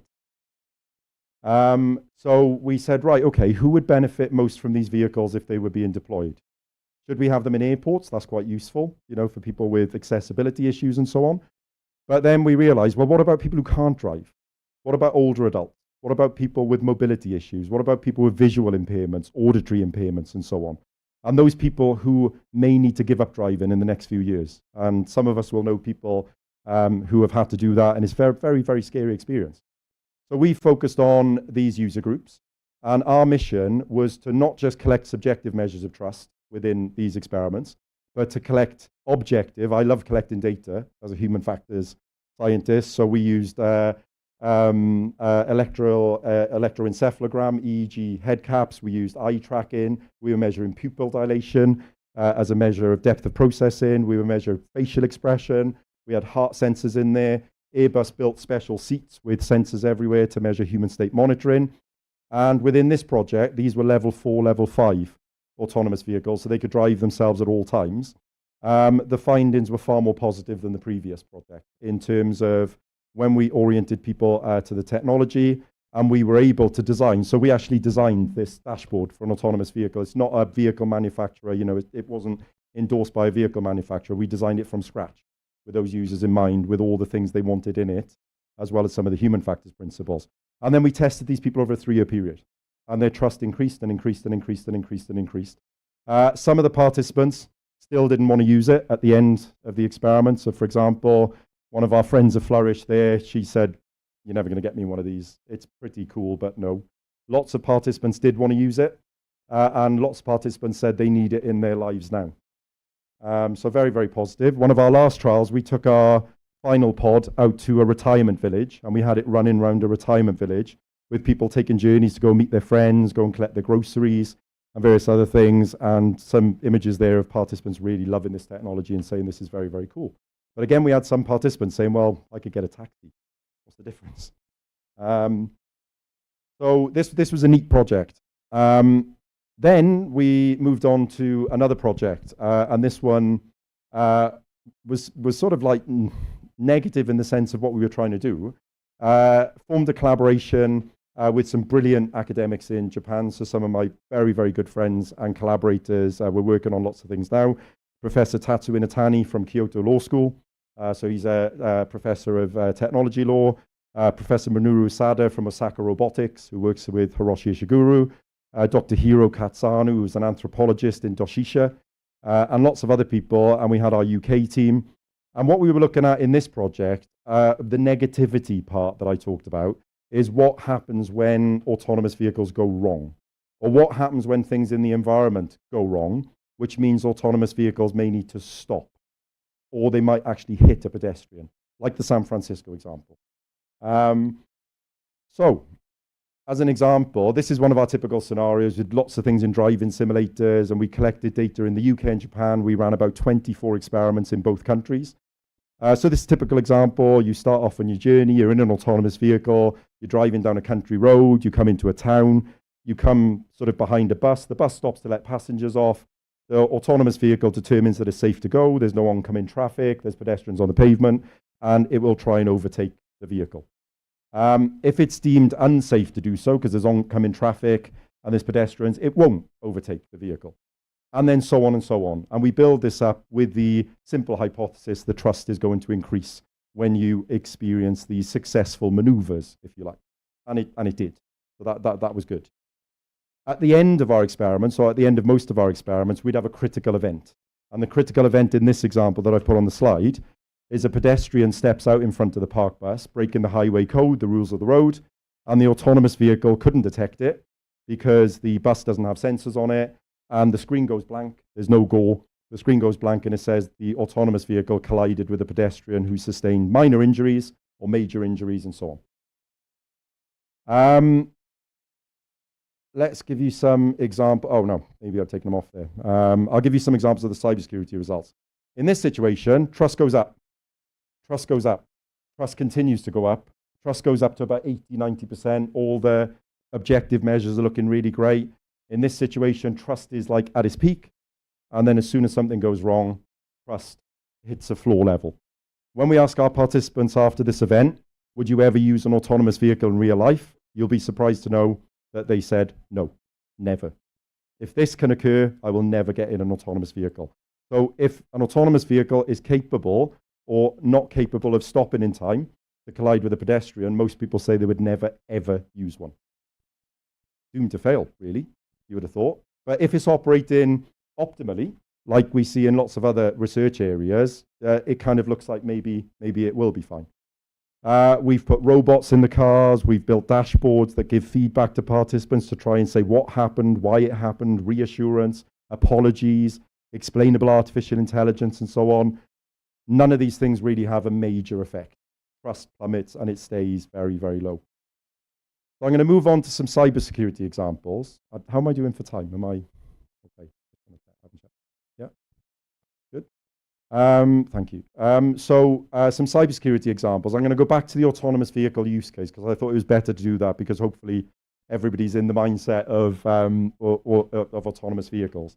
But we do a lot of cybersecurity research in my groups at Cardiff. So, for example, people might recognize it. This is SOS Alarm Emergency Control Centers in Sweden. So this is where if you ring the emergency services, you get the fire service to come out, the police to come out, ambulances. We've done cybersecurity research there where essentially our research led to the redesign of the entire computer systems in SOS Alarm in Sweden.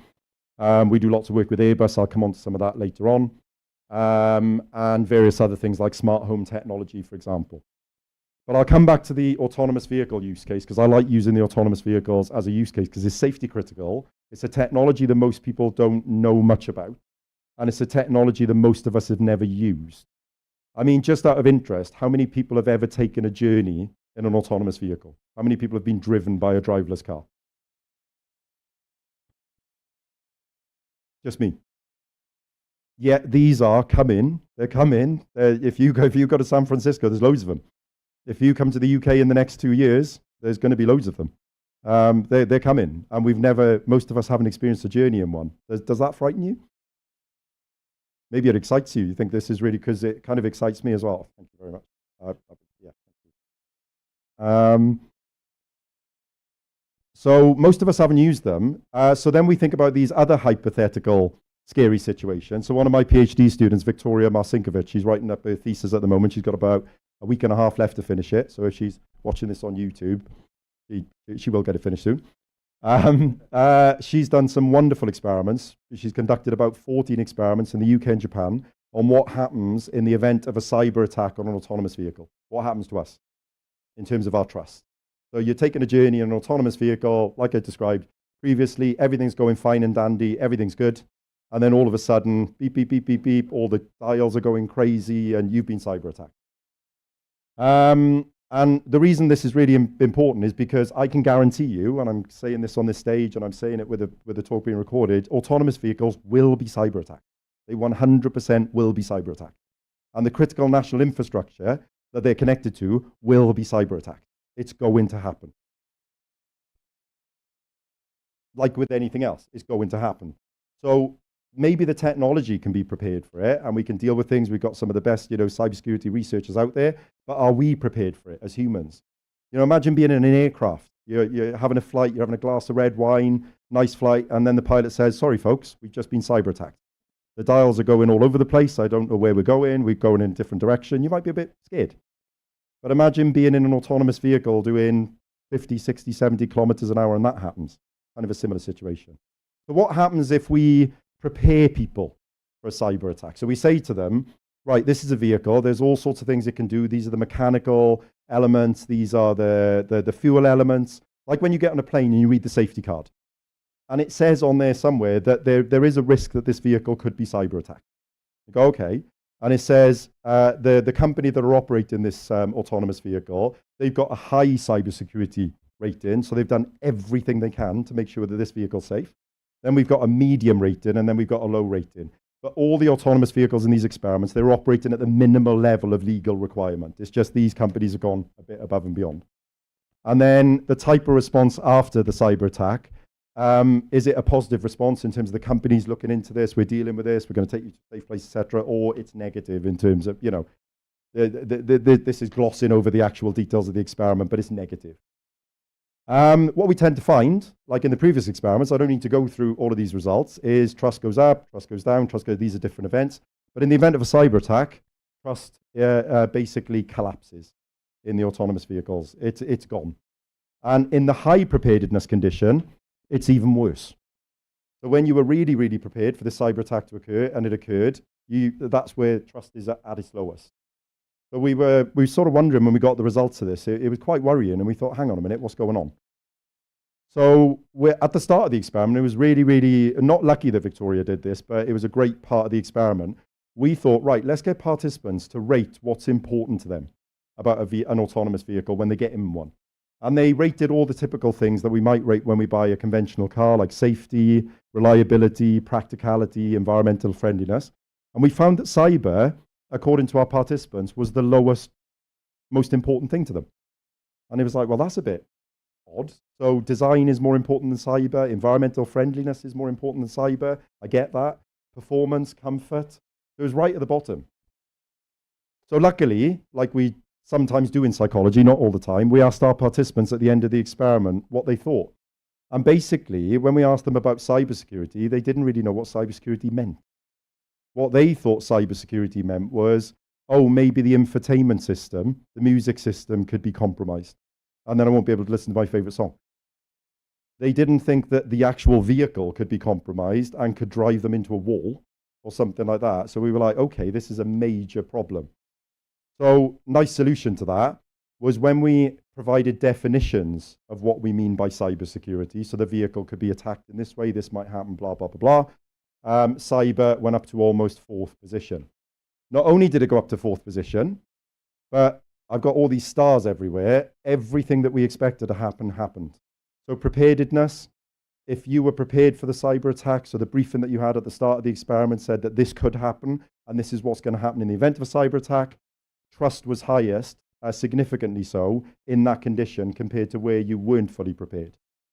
Upfront trust in the company was highest, the response to the vehicle was highest, and the best result we had was an interaction where if you had high preparedness and a positive response, that was where trust was the highest at the end of a cyber attack.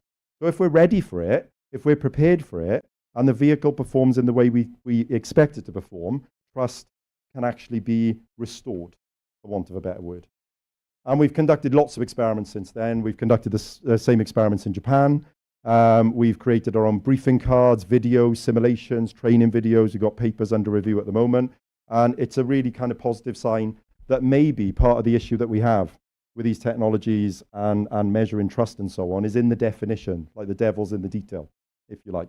And these are some of the recommendations that we're not only making to autonomous vehicle companies, but we're also making them to legislators. So this was me with some of my colleagues and some folks I didn't know. So that's Tatsu and that's Minoru in an Agile Governance Symposium in Tokyo and Kyoto, April this year, where we were talking about, like this event, all sorts of different perspectives on technology and how we drive it forward and how we should have Agile governance legislation frameworks and so on. So I'm going to round off quite soon. One of the things I wanted to mention, there's far too many words on this slide, I need to change this, is that I did mention at the start of the talk that we've come up with a theoretical framework for how we go about designing human-centered, ethical, assured, responsible, and secure design technology, next-generation AI, next-generation automation, robotics, and so on. And because of my interactions with folks across the world, and one of the reasons why I love traveling and coming to meet other academics and industry experts and legal experts and so on, is because you don't get many opportunities to combine a theory that's developed in Japan with a framework that's developed in the UK to come up with something that might actually drive better design, more optimal, human-centered design of technology forward. So we've come up with a theory that is about predictive coding, where we learn from experience, which is quite a classic thing in psychology. It's been around for 100 years. Where our brains are sort of wired to predict short-term sensory information, and if the real world differs from our internal representation, things go wrong. There's an impasse and things fall down. I won't go into the rest of the details, but essentially the HERES framework presents the principles for how to design a human-centered, ethical, assured, responsible, and secure technology. And the CPCH theory explains why that will work. I'm going to round off before my takeaways just by giving a plug to the Artificial Intelligence for Collective Intelligence Research Hub that I'm very, very proud to be part of. So with this funding framework, we put in a funding bid in early 2023. 106 applications went in the UK. It was hugely competitive. We thought we had a great bid, but like most of us think, we're never going to get it. And we did. We were one of the funded hubs in the UK, one of 9.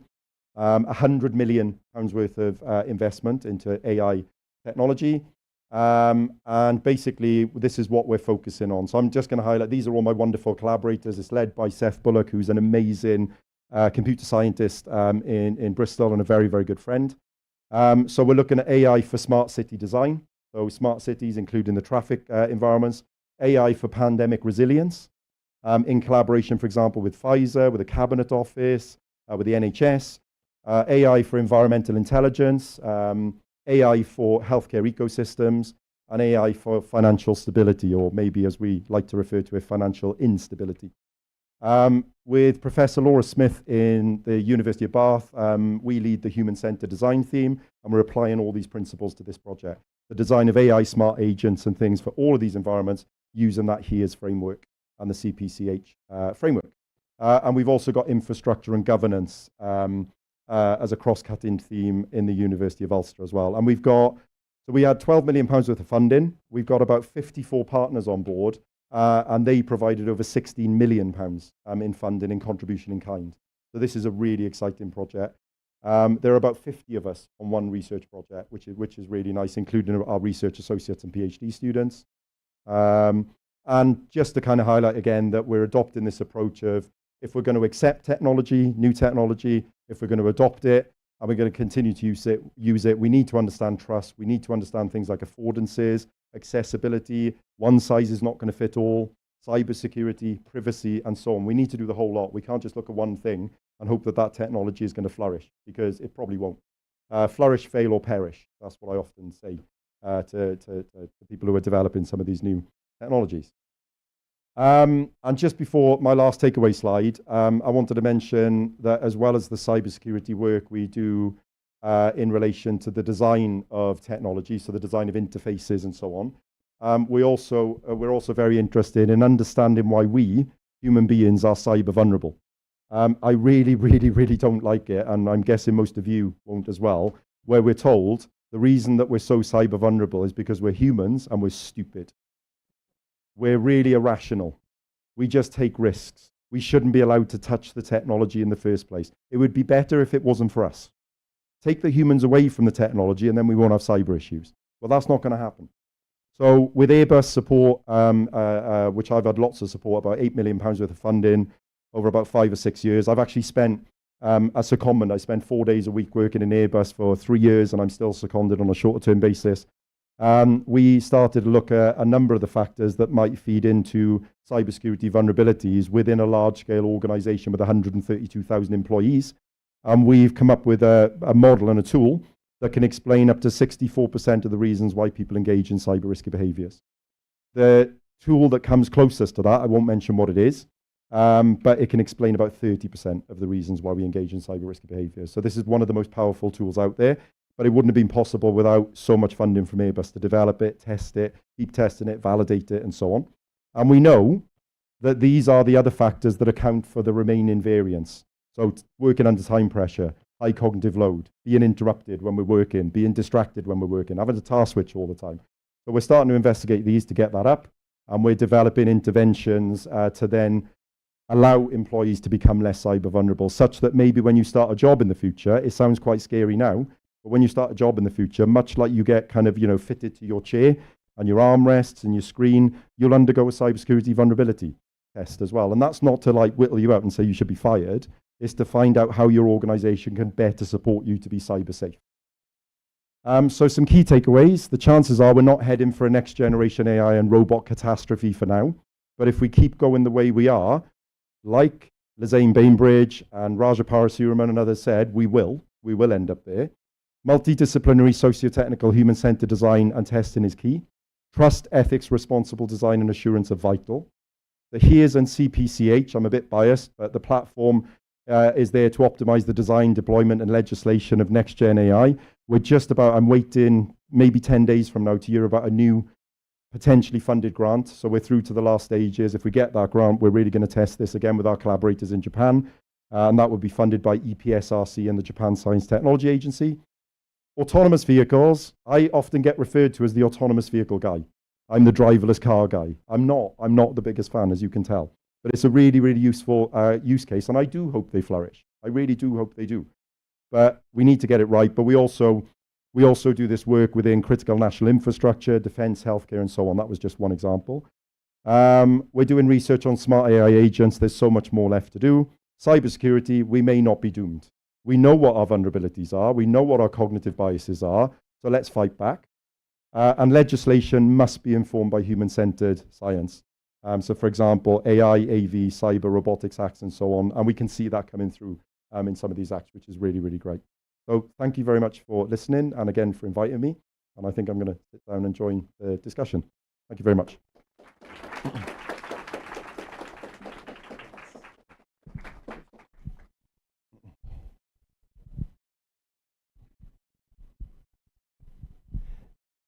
Thank you, Professor, for such an interesting talk, for bringing your work from Cardiff to Brazil.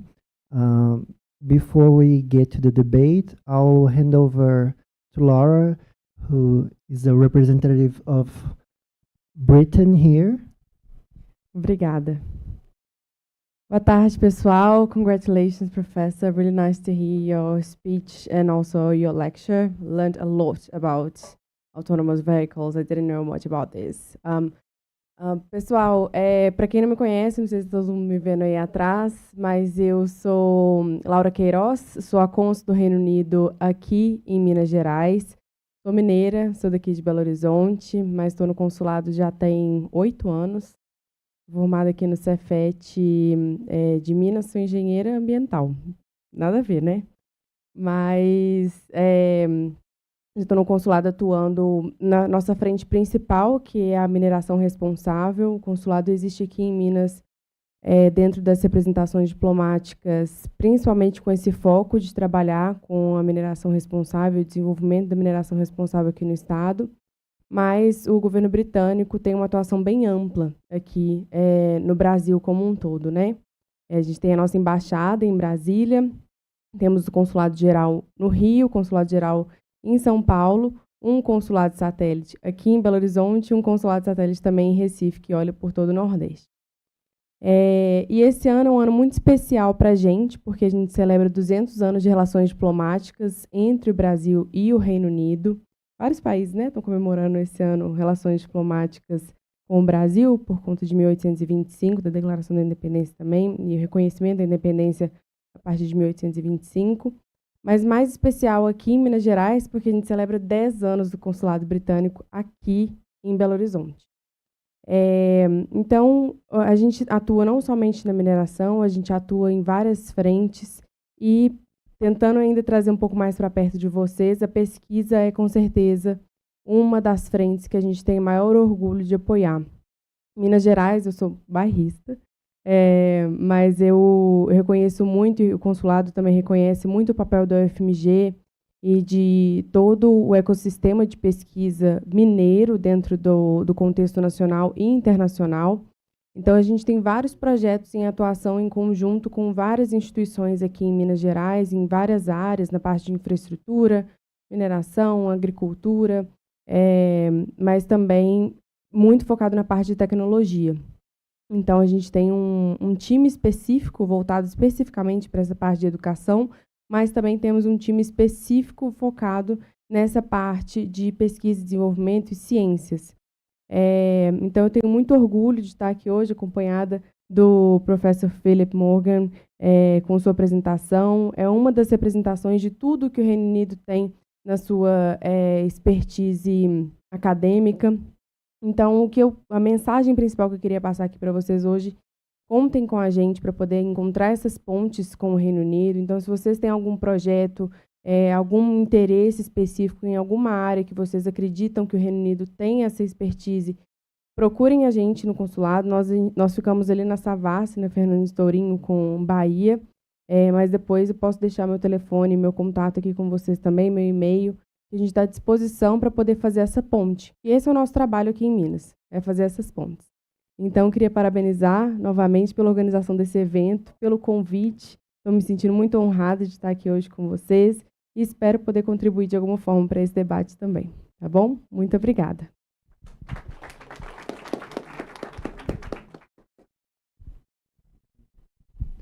Well, thank you, Laura. Professor, your work really interacts with our research here at Philotech because we're just starting to study regulation, and I myself finished my PhD thesis August 2024, and it was about design. And I'd argue that if we take the perspective of design, which is beyond physical appearances or how we perceive things, it will be way up high in your survey. And I think when we discuss trust, we're really discussing adherence to norms. When we discuss blame, we're discussing responsibility. And I think we have a great debate ahead of us. Now I'm going to hand over to Professor Maria, who will be giving her thoughts based on what you've really put us to. You gave us a lot to think about, and Professor Maria will be sharing her thoughts with us. Obrigada, Lucas. Boa tarde a todas, a todos. Antes de falar um pouquinho com o professor, eu queria só fazer aqui rapidamente uma retrospectiva do nosso contato. Eu passei um período em Cardiff, eu já o conhecia, o trabalho dele, e ele me recebeu lá. E muito gentil, como vocês podem ver, né, muito acessível. Eu o convidei, ele falou, eu já estive na China, no Japão, Holanda, Estados Unidos, Canadá, e nunca estive no Brasil. Eu falei, professor, o senhor vai ao Brasil. Isso era junho, e ele está aqui agora. Então, é uma alegria muito grande, né, poder trazer um colega, né, uma autoridade altamente qualificada de outro país, para estar aqui discutindo tecnologia com a gente. Não só para estarmos lá, porque o laboratório dele, o Irams, é absolutamente incrível, eu nunca vi nada igual. É um laboratório multifuncional, multipesquisa, porque tem desde cientistas da computação sob a liderança dele, até criminólogos e antropólogos e tal. E ele é um professor da área de humanas. Então, enquanto no Brasil a gente tem essa ideia de que quem conduz, quem deve coordenar, né, professor Márcio, é a turma high-tech, os techs, lá não. Eu vi claramente que ele era o coordenador eleito para poder conduzir toda aquela turma, era uma turma gigante, sendo da área de psicologia. E eu acho que isso para nós é uma lição, porque às vezes quem é da área de humanas não se sente à vontade para poder ir lá estudar. Ele é um especialista em computação cognitiva, em psicologia cognitiva, e acho que eu queria trazer ele no Brasil agora, a nossa pesquisa, minha e do Lucas, também o professor Fabrício, que é um parceiro constante. As nossas pesquisas em inteligência artificial, elas têm desenvolvido bastante, e eu acho que está na hora da gente estabelecer pontes com esse perfil, com esse recorte de pessoas que são da área de humanas, mas conhecem o suficiente para poder conduzir bons projetos.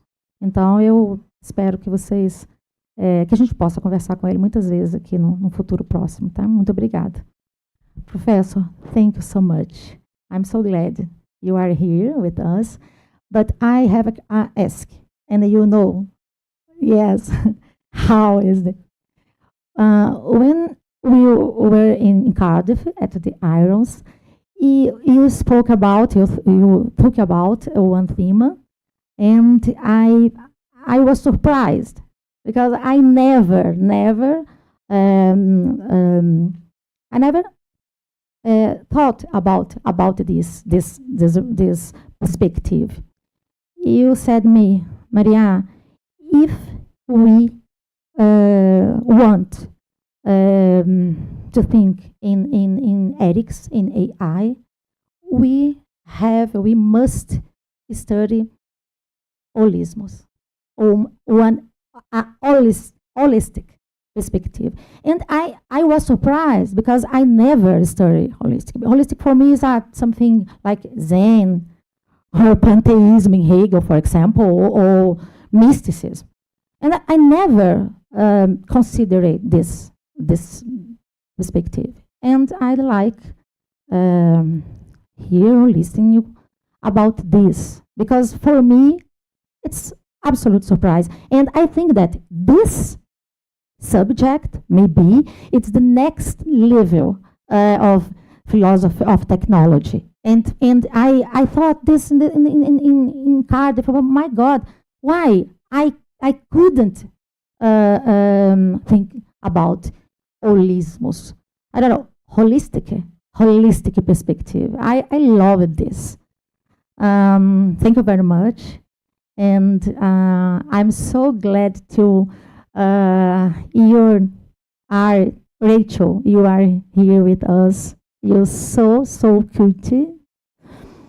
And come back to Brazil, Belo Horizonte, Court of Counts or Court Auditors.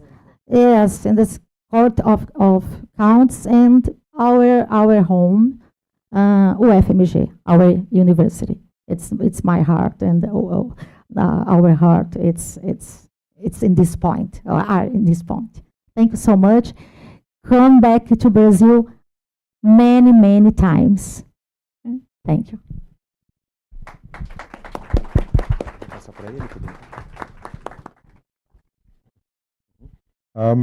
Yeah, I'm quite speechless. I'm not the most emotional person in the world, but when we met in Cardiff a number of months ago, we had a very deep discussion about the future of technology and technology development, and then technology legislation, and all these kind of things. And I've been lucky enough to work with so many multidisciplinary academics, industrialists, government, etc., throughout my career. So I've got a very broad perspective, I guess, on technology. So people say to me in psychology, what psychology approach do you take?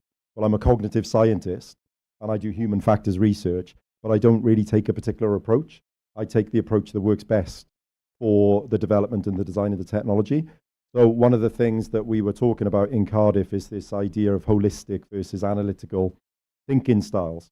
And the only reason that I started thinking about analytic and holistic thinking styles is because of collaboration with my friends in Japan.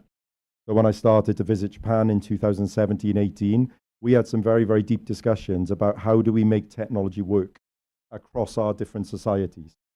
And it was amazing to find, not surprising, but amazing to find that, like, for example, citizens in Japan, they think about trust and blame in technology in a different way to folks in the UK and folks in the US, for example, and most likely folks in Brazil, in terms of their perspective on technology. So one of the things we do in the UK, and I think we're world infamous for this in the UK, is when something goes wrong, we like to blame somebody immediately. So if there's a car accident, we'll say, that person pulled out in front of me, it was their fault.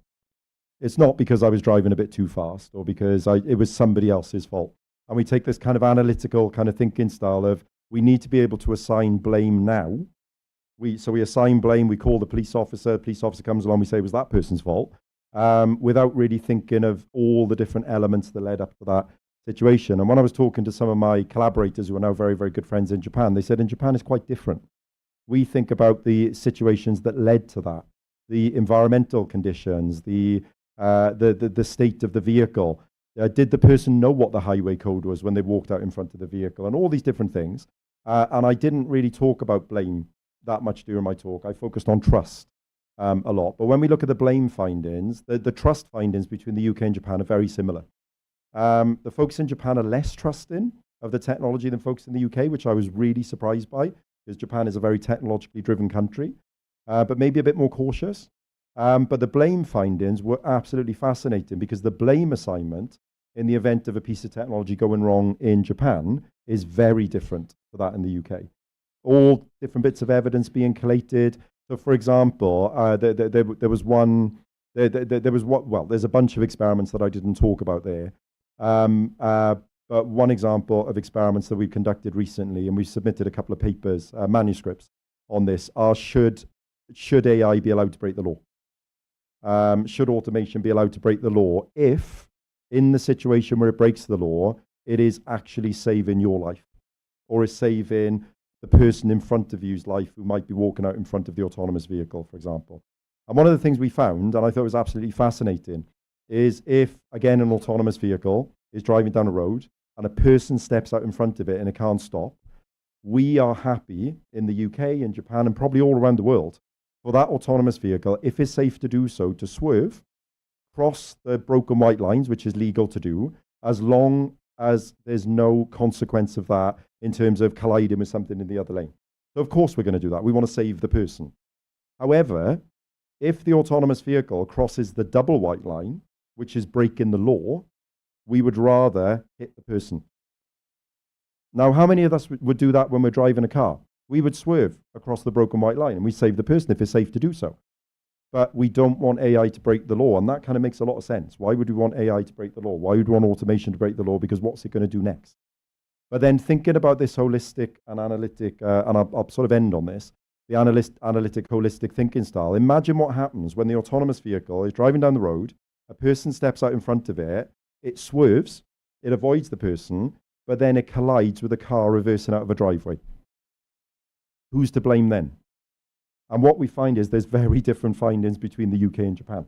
So we've saved party A, but we've just possibly killed party B. Should the AI, should the autonomous system have been allowed to do that? Just to give you an example, in the UK, none of our participants were happy with that happening. They would rather the autonomous vehicle collided with the person.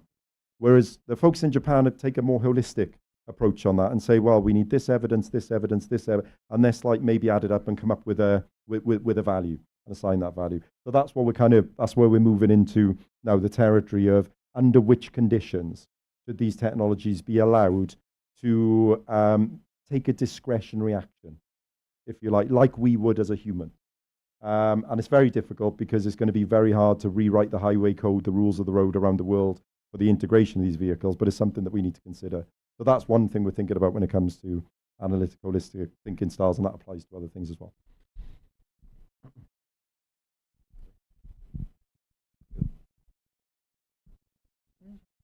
Então, obrigado. Antes de travar esse diálogo com o professor Philip Morgan, eu gostaria de observar que esse trabalho tão central que a professora Mariá tem feito para trazer a filosofia da tecnologia como centro de debate para o direito e inteligência artificial provocou na Universidade Federal de Minas Gerais, especialmente na Faculdade de Direito, uma enorme transformação, né?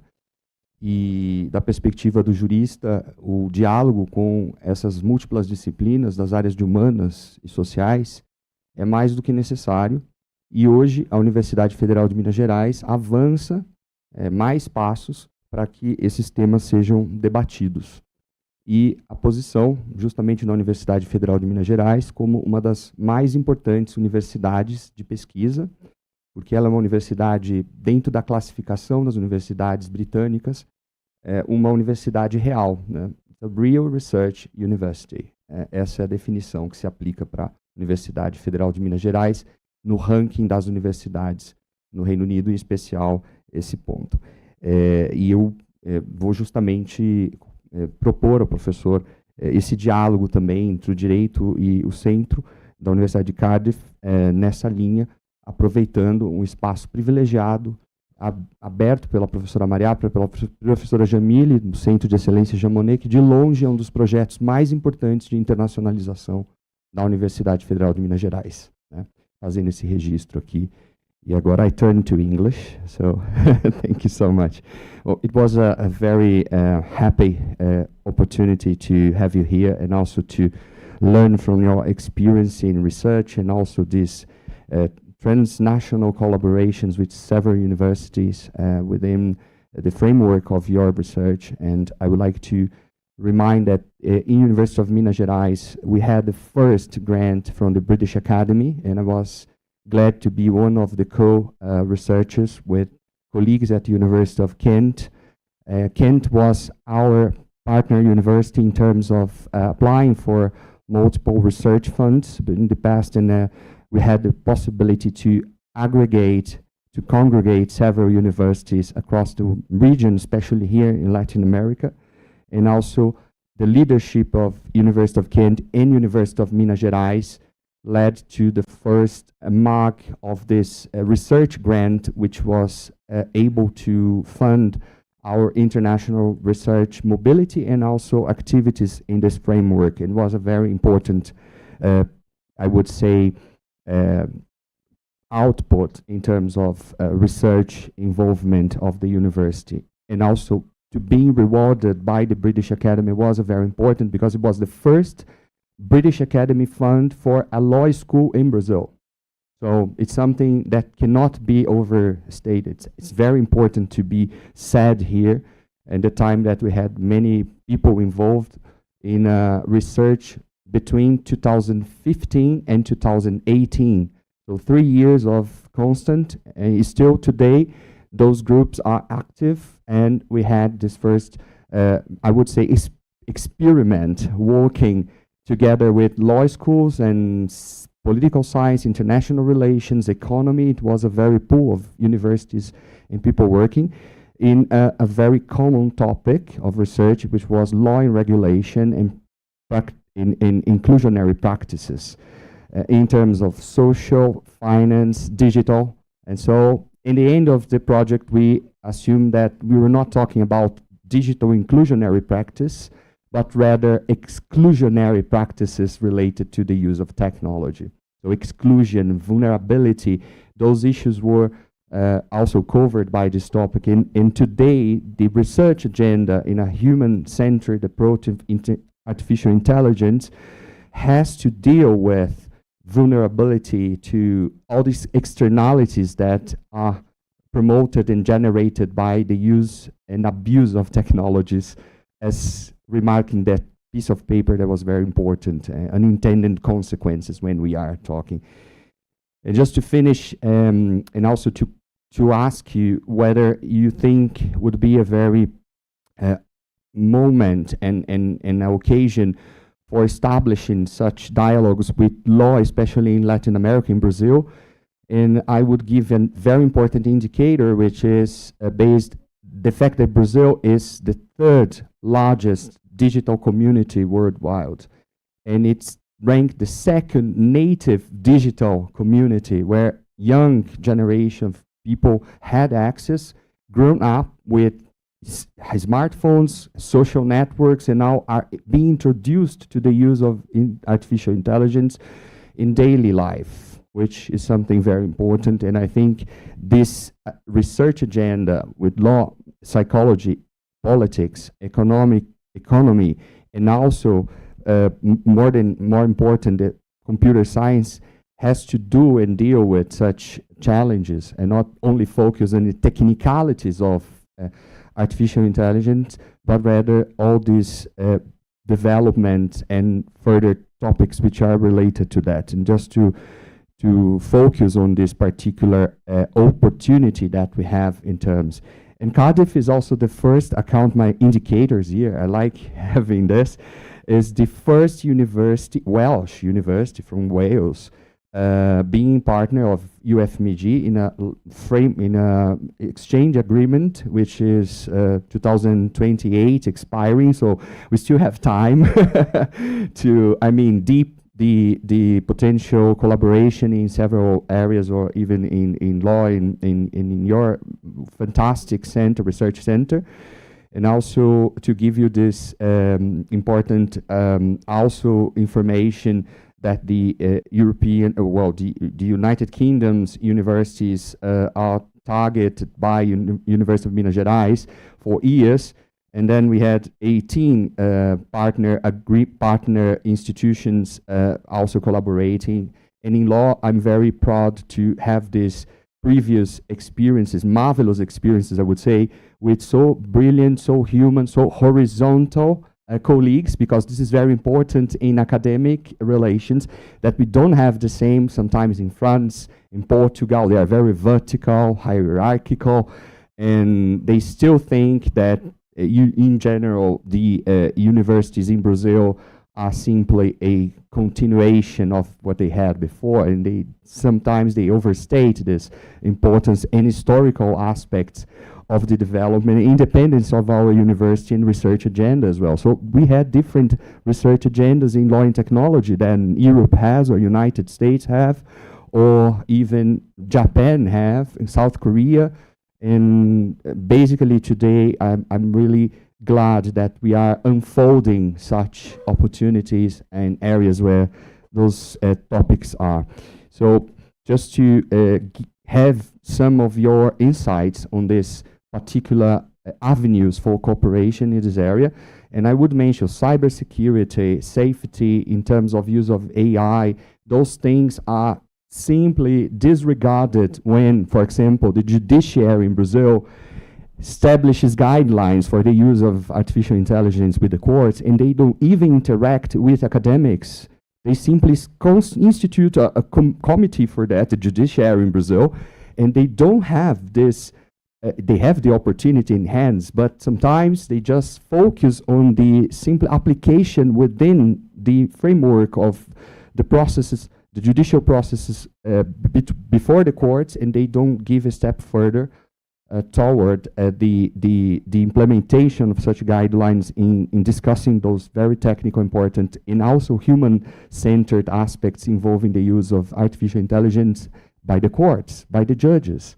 So there are so many options and alternatives for research in this area, and I'm sure that this encounter wouldn't be happier than this before. So you can notice my blend of my English accent, because I had previously the training in United Kingdom, were also to be prepared to lead with Professor Tony Williams, which she's now in University of Cambridge.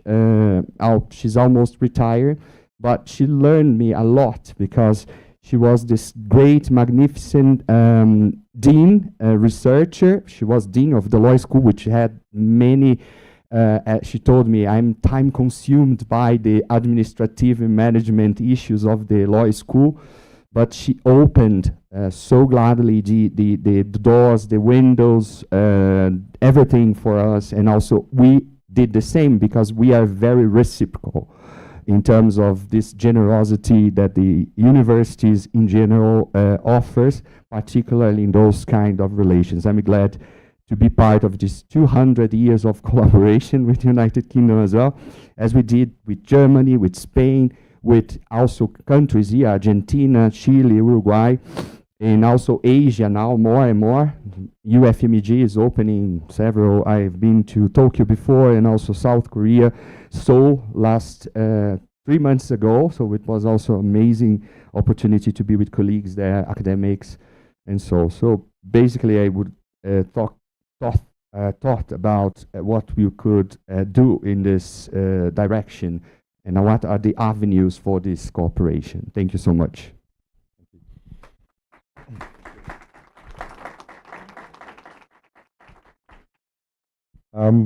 I echo every single point you make. So by nature, I've always been collaborative, and I'm gonna rewind maybe 22, 23 years ago when I was just finishing my PhD, and I'm not sort of pointing a finger at people, but I was talking to a bunch of really great computer scientists and really great engineers in my university, and I said, we need to work with each other to generate the best solutions to the problems you have with technology. And some of these folks, we may have been sharing a beer and a wine at the time. They said, no. They said, Phil, you're a psychologist. We can design the technology at pace. You need to better train the humans to get used to it. And we sat there and we had this really open debate, and it was so we're going to keep advancing the technology. Surely it's your job as a psychologist and your colleagues to just get the humans to learn how to use it better. And then I'll fast forward, maybe to 2022, 2023, We've got all these technologies that have been developed, like you said, like, for example, without cybersecurity in mind, and this is happening. 90 to 95% of all successful cyber breaches are because of us, because we let them in. 99% of all cyber attacks are created by humans. 1% is created by AI, and that's going to get bigger. So there are humans creating the cyber attack methods, and we are on the receiving end of it as humans, and we're vulnerable, yet it's not being considered in lots of frameworks and so on. So this multidisciplinary approach is vital, and there are very few research projects that I work on that I'm not working with engineers, computer scientists, lawyers, sociologists, anthropologists, and so on, because we can't solve all of these problems as one discipline. It's impossible. How can we inform legislation if like somebody like me, for example, doesn't work with experts in law and doesn't understand even the basics? So it's really important, but then going to the next level, what I realized maybe 10 years ago when I had the opportunity to do it through funding, and through funding frameworks largely in the UK, really, really amazing frameworks in Europe, mainland Europe and so on. There are these wonderful opportunities to collaborate across countries and collaborate across the globe. And whenever I see these opportunities appear, so for example, I mentioned, I think when maybe in my last answer or when I was on the stage, we've got a funding bid in at the moment that is looking at next generation AI technologies. We're going to be, if we get the grant, we're going to be looking at social robots in care environments for mental health, early diagnosis of mental health issues, the integration of autonomous vehicles and all these kind of things. But again, this is UKRI, so UKRI research funding via the Engineering Physical EPSRC Funding Council with the Japan Science Technology Agency. So that's absolutely great. But we need to be doing this on a global scale. And we can see that I think a number of the funding bodies throughout the world, they're starting to sort of realize that we can only address these massive global issues if we all work together on it. We can't solve the problems in one country. In one country, it's not going to apply to every other country. So we've got ambitions, and I know we share these ambitions with other colleagues, to have research projects that span the globe. Let's span the globe, and let's look at all of these different country and cultural perspectives on the development of technology, the legislation, and let's all sit around the same table and try and solve these problems together. Let's not make it a one country approach or a one continent approach. The global approach is really, really important. So any opportunity to collaborate with universities, industry, government, and so on in Brazil would be absolutely fantastic. In South America, Latin America, absolutely brilliant. We put in a funding bid, I think it was last year, which was an extension of our AI for collective intelligence research project, the one I talked about during the last slides there. And we identified through existing collaborations, collaborators we thought from all around the world. So every continent and so on. But our collaborators, and this was, we're going to slap ourselves on the hand, our collaborators in South America and Latin America, they, for us, and it's our fault, they weren't strong enough. So if we were collaborating with folks like yourselves and folks in the room, we may have got the funding for that bid because we were told that was one of our weaknesses. So let's chat, let's talk, let's come up with ideas, let's sit around tables, come up with grant ideas, let's seek those funding opportunities, and let's speak to the funding providers and say to the funding providers, you know, it doesn't take an awful lot of money to be able to do the kind of research that I've been talking about on the screen there. And I think, yeah, more models where we can have, you know, cross-country, bilateral, etc. Funding opportunities, the better, and then we get to do great research together and talk to the world about it. Yeah, you pointed at me like the bank now. I know you know all the. Yes, but from our perspective, I totally agree with what you said. For us, really important that the two parts, they have already settled a strong project with strong deliverables and real actions. That's what the British government normally really values. So we want to see the result. From our perspective as well, as a Brazilian, I believe that UFMG are really capacitated to have the best projects. And also, I will always try to bring everything to Minas Gerais. So please keep in touch. If you're developing something, talk to me, because it's good. Receive like the bidding process from one day to another. So we need to have the projects in our drawer. So when it appears, we have like 3 days to submit it. It needs to be already done. We stay like, wake up at night writing it down. So it's good for us to be in touch constantly with this project. So when the chance comes, we're able to put our efforts together and build it like in 4 hands, 5, 6 hands.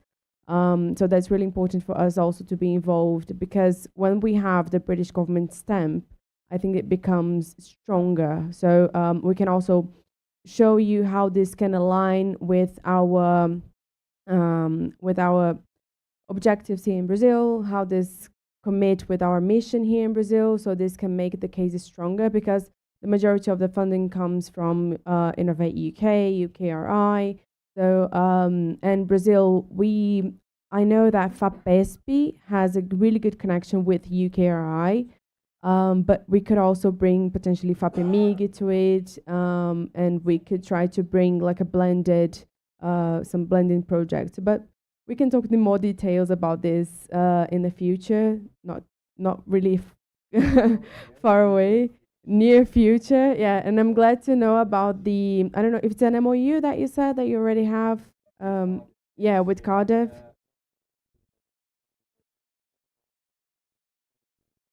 Okay.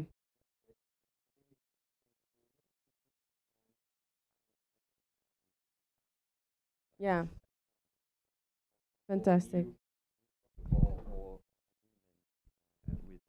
I'm also, yeah, so the agreement, so we've got 4 international deans across the world. So the dean for South America is amazing.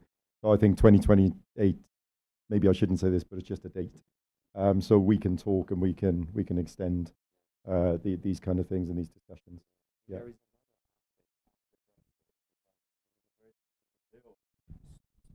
They intensified the cooperation with UK institutions so that they could connect with Asia, Latin America, and this was a very important strategic part of the work of the University of Minas Gerais, also expanding. Our colleagues are not here. Professor Aziz, who is the Dean for International Relations of the University of Minas Gerais, but he has been very active in such strong, I would say, cooperation opportunities, and I believe that in the very near soon, I mean, within weeks, we can work in such draft and also discuss this later as well. And that's good that the official, I would say, representation of the governments also here in Minas Gerais, and we are very keen on bringing this for a very official flag in terms of the UK and Minas Gerais collaboration, which is And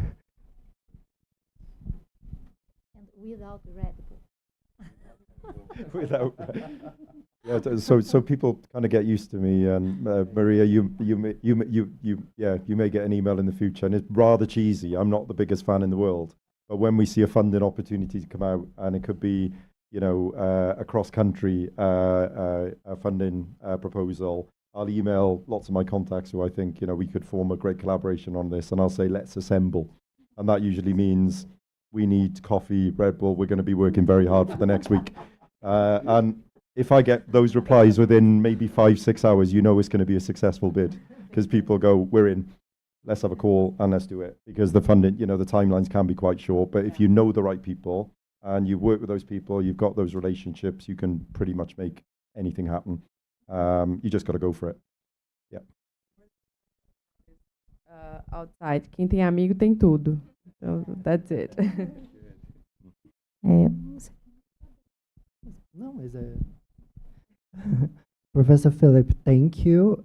As we conclude, I'm gonna ask Professor Márcio Luiz, who is our constitutional law professor, and he has been researching digital law with us.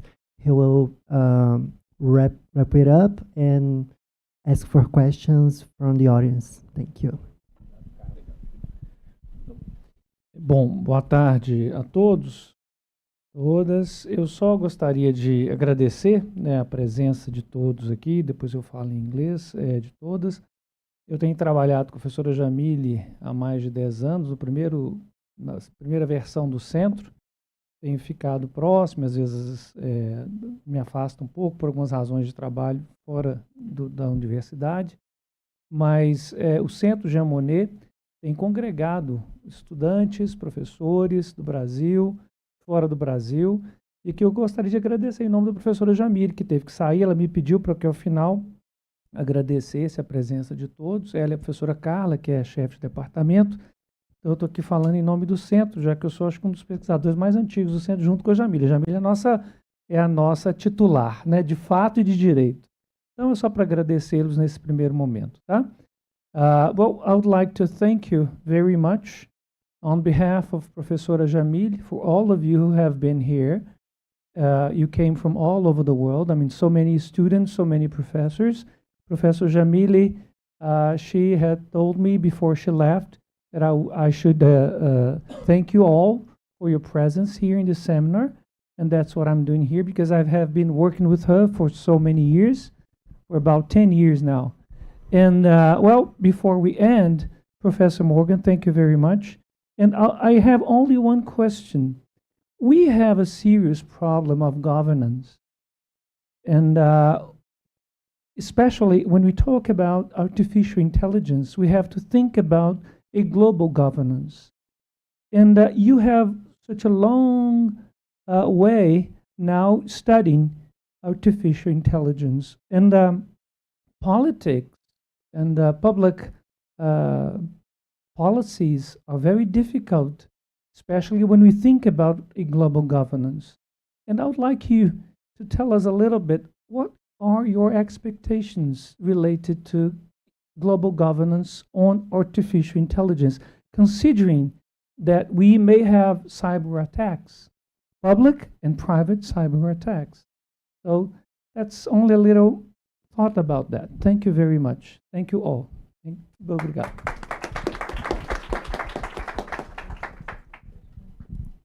Thank you so much.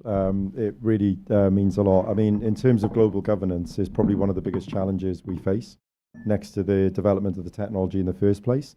I mean, one of the slides I presented during my talk was about a new framework that has emerged in Japan that is influencing the G7. So this is being talked about in, around G7 tables, is this idea of agile governance. So there's a new agile governance framework that is very, very strong in Japan, and that's being discussed at the table with G7 countries, and it needs to go wider than that. So it's having this agility to respond to different things.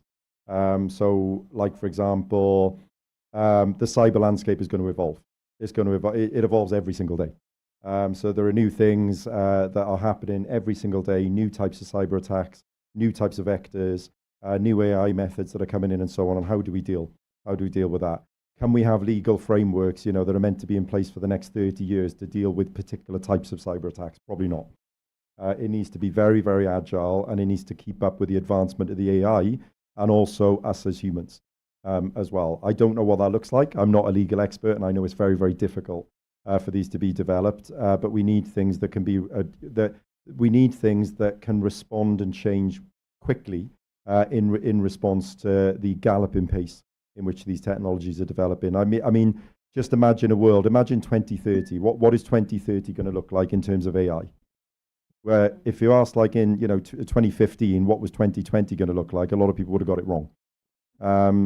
If you talked about things like large language models and so on in 2015, they won't be that good. They won't be able to do that. It's the biggest problem now we've got in universities, that students are generating most of their, not all students, but they're generating most of their assignments through LLMs. Is that bad? In some respects, yes. In other respects, maybe not. But what do we do about that? And what is the world going to look like when it comes to AI in 2030, 2035? And will the current laws and legislation frameworks be able to deal with that? Probably not. So how do we build this agility into it, and how do we do it on a global perspective? Because a lot of these AI technologies, they're not being developed for one country, they're being developed for the entire world. So yeah, it's really important that we all come together to discuss this and get these different perspectives. I understand a bit more about law now than I did 10 years ago, but I'm no legal expert by any stretch of the imagination. But I love sitting around tables and talking to legal experts about their perspectives and everything else, and then understanding what the constraints are and what the opportunities are as well. But yeah, I'm going to use the word agile. I know it's used a lot.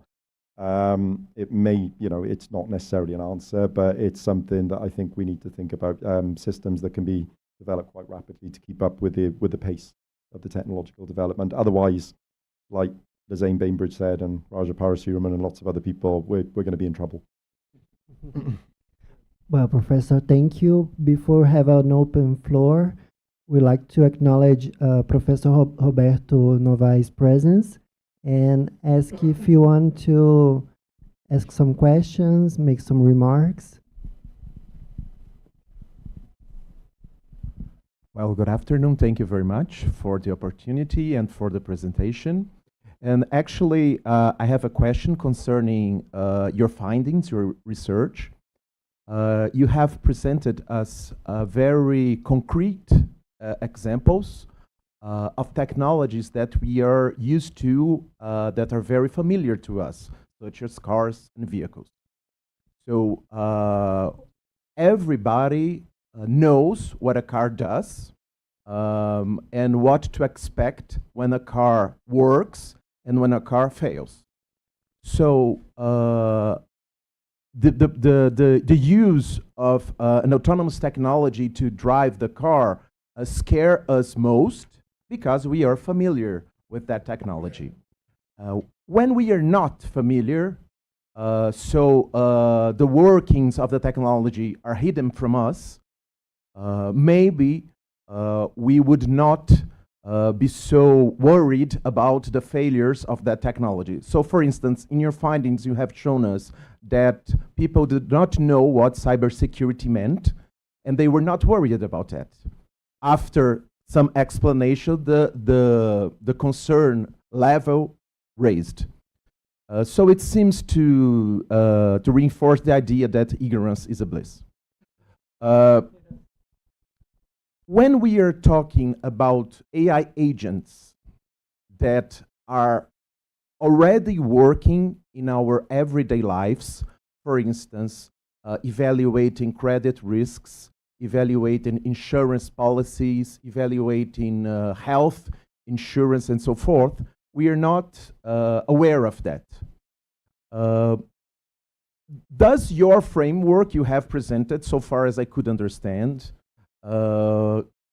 help us to comprehend and to deal with those technologies that are all around us, but they are hidden from us? So I did not understand thoroughly what the HERE's framework was. Yeah. So if you could develop a little bit more what this framework is, and if it is suitable to deal with those less concrete and less visible technologies, but the technologies that are already interfering with our daily lives. So thank you. Thank you very much for the questions. I think it's always maybe best to answer a question like your last one with a concrete example. So one of the research projects that I didn't mention was one that was funded by CREST within the UK, which is via the Economic Social Research Council. And what we were looking at there was people's understanding of their own cybersecurity vulnerabilities. And the example, task domain we used there was something that is familiar to lots of people, but we may not be so familiar with the workings of the system. So for example, smart home technology. I guess most people in the room have at least one item of smart home technology. It could be an Alexa system, it could be a smart light bulb, it could be a smart window, it could be a smart whatever, a boiler, whatever you like. So one of the things we looked at was, okay, people have got a very, very good understanding, and we were applying some of these principles to it, of the human-centered design, the assurance levels, the responsible by design, the security by design, elements of a smart light bulb, maybe they read the instructions of a smart boiler, a smart window. But then when we asked participants in an experiment to connect these things together in your home so that they work in like symphony, in harmony without telling them about their cyber security, the secure by design principle, for example, without telling them about security and privacy concerns. We had some really alarming findings from this study. If people were not primed to think about cybersecurity or think about privacy, they connected these systems using IFTTT, if then I can never remember it. They connected them in such a way that they left their homes completely vulnerable. So in such a way that the smart bulbs come on when they should come on, and the smart boiler came on when it should come on, but any cyber criminal with a shred of intellect would be able to know when they're in their homes, when they're not in their homes, how to break in, and do various other things. So through the use of an early iteration of the HERES framework, human-centered design, ethical by design, explainability, just some priming for participants in experiments allowed them to think more clearly about how these technologies are designed and how they link together, even though they can't really see it. And the findings were, without going into lots of detail because we won't have the time, that when we had new participants in new experiments, the way they connected their smart home devices were very secure and very, very private. But they needed to be made aware. So we need transparency. We need explainable artificial intelligence, for example. But we shouldn't go too far. So we've got findings from some other experiments that we've run where, for example, using the autonomous vehicle example again, something happens with an autonomous vehicle and then it stops, and we give participants an explanation of what's happened, the what and the why. So basically, the autonomous vehicle was overtaking a bus. The autonomous vehicle could not detect the person in time. The autonomous vehicle collided with the person. The person has sustained minor injuries. The emergency services have been notified. Somebody's going to come to your assistance soon. Trust was lowest in that condition because we were giving participants too much information. There's a fine balance between what we need to tell people and what we don't need to tell people. So just give us kind of like the basic information. Don't start assigning blame, for example, because like in one of those conditions, they were told that the pedestrian violated the highway code. Well, that's like saying it was the pedestrian's fault. What about the manufacturer of the autonomous vehicle and where are all the sensors to detect this? So yeah, we need to give people enough information, like in the cybersecurity example, so they understand what cybersecurity means in the context of that application domain, so that they can better understand what's going to go on. And I'll end with another example, because I thought these findings were fascinating and I didn't get time to present this either. We've got another manuscript under review at the moment. So in one of Victoria Marcinkovich's PhD experiments, we had a situation where the autonomous vehicle was cyber attacked. The briefing information participants received were that in the event of a cyber attack, if it occurs, you're going to hear this sound. If it's a mechanical fault, you hear this sound. If it's a weather issue, you'll hear this sound. And what the autonomous vehicle will do is this. So the cyber attack will occur. It will drive at the same speed. It will find a safe place to pull in, and it will stop. If the autonomous vehicle does that in the event of a cyber attack, our trust is barely diminished because it's doing what we expect it to do. It's congruent. If the autonomous vehicle carries on driving, trust is gone.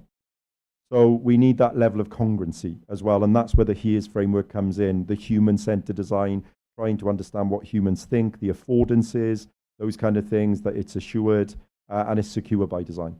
There are lots more examples I could give, but yeah, probably won't have enough time. But hopefully you'll all read the paper at some point. Okay, thank you. Thank you.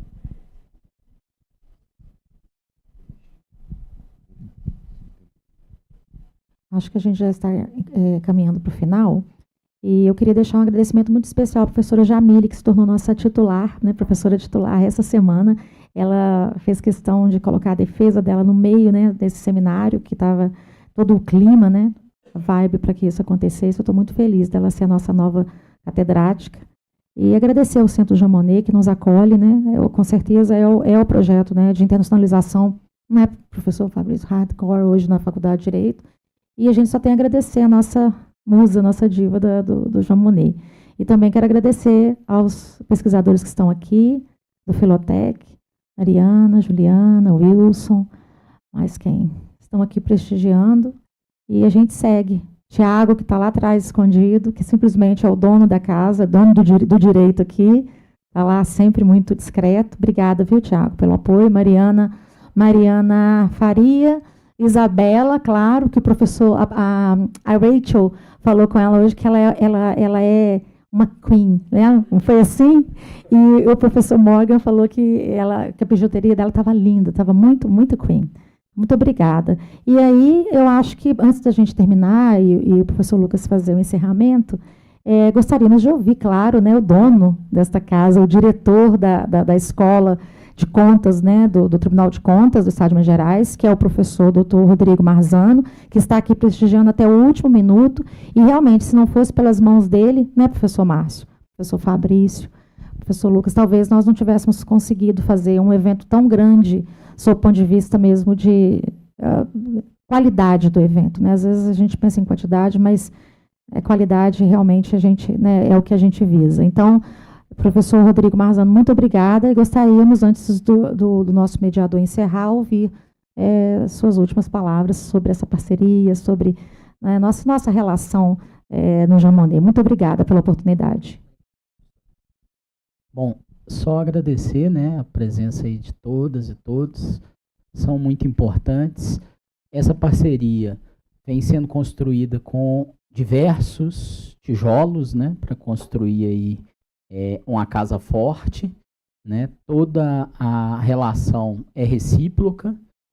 A nossa missão, enquanto escola de governo, é a capacitação contínua dos servidores, né? Então, é nosso interesse a qualidade das formações nessa casa, e estamos construindo com diversas instituições e também muito mais fortemente agora com a Cátedra Jean Monnet, com a Universidade Federal, essa parceria para diversos assuntos.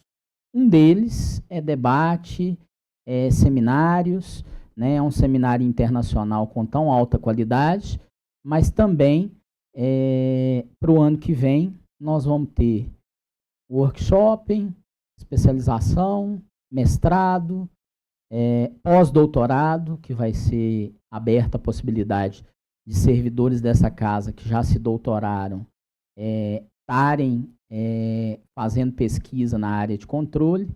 A escola já tem 2 especializações, né, que é Finanças Públicas, que são 2 turmas online, e nós vamos inaugurar agora uma de Políticas Públicas e Controle, já pensando toda uma escala.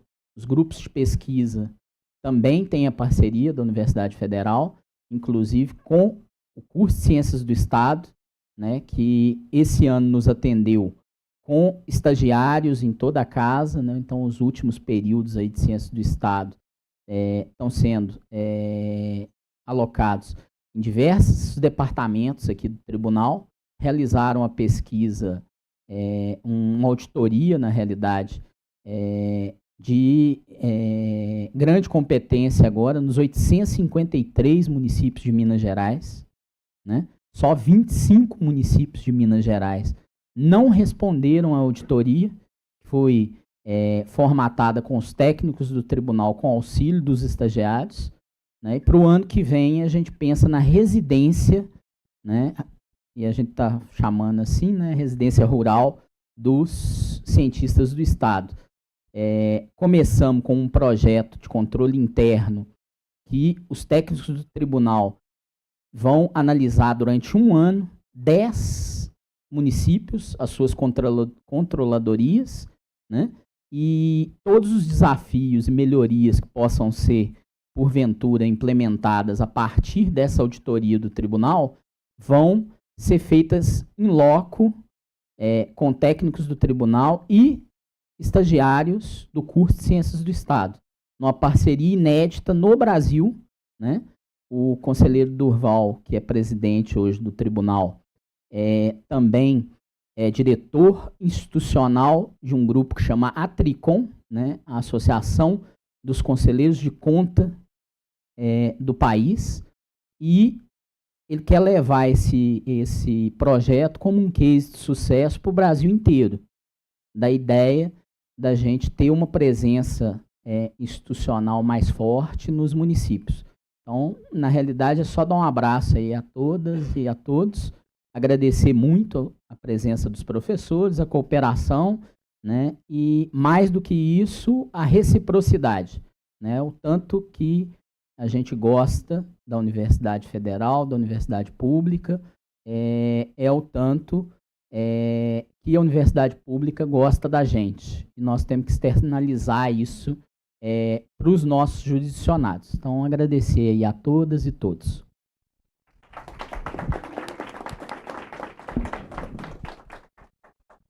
Well, I think that's it. Thank you so much. I think when we think about everything we've discussed here, after all, we're talking about digital literacy, AI literacy, and we already have a project that's ongoing in our state, that we already have dozens of cities who are willing to take our course on AI literacy and digital literacy when we in the public government, and we plan of taking this nationwide. So maybe you can come along with us, and thank you so much for your time and for sharing everything with us.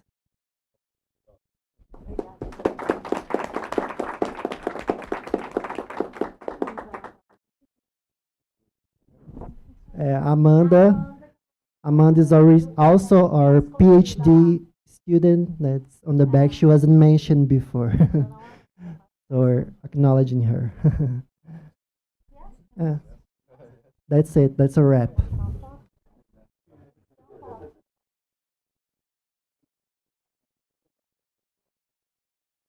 Encerramos aqui o segundo Seminário Internacional Governança Corporativa, Comércio e Consumo Sustentável, Experiências da União Europeia e do Mercosul em Perspectiva Comparada. Agradecemos a presença de todos e todas e desejamos que tenham uma boa noite. Muito obrigado.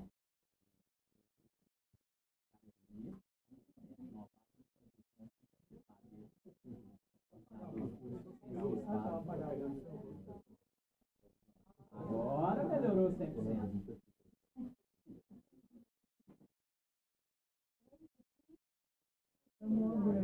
Tá bom.